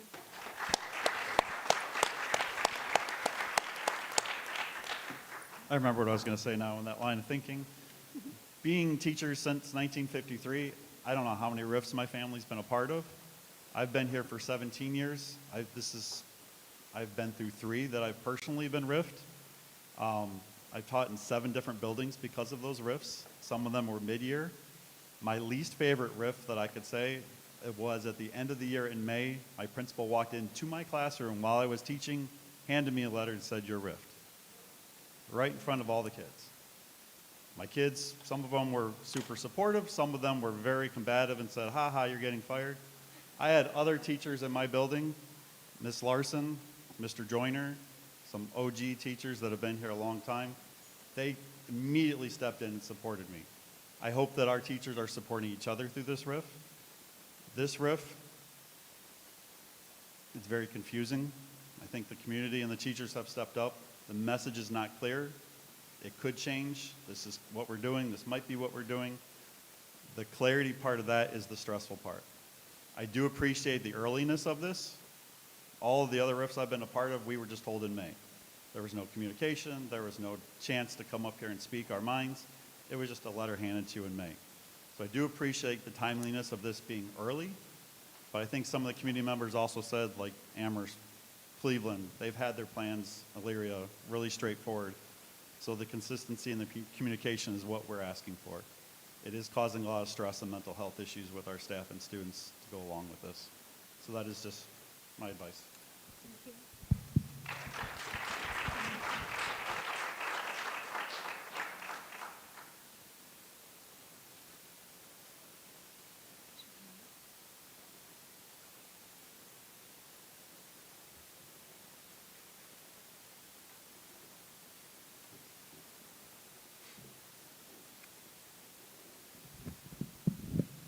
What's up, Clover?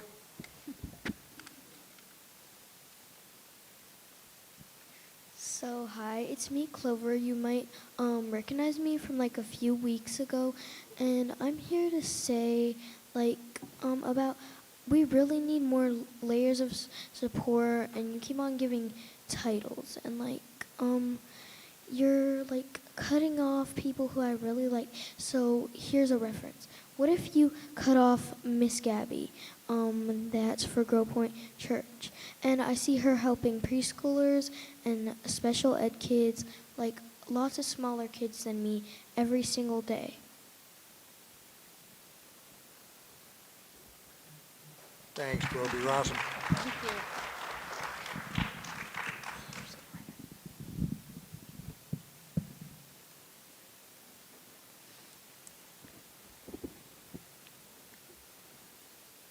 Anybody else?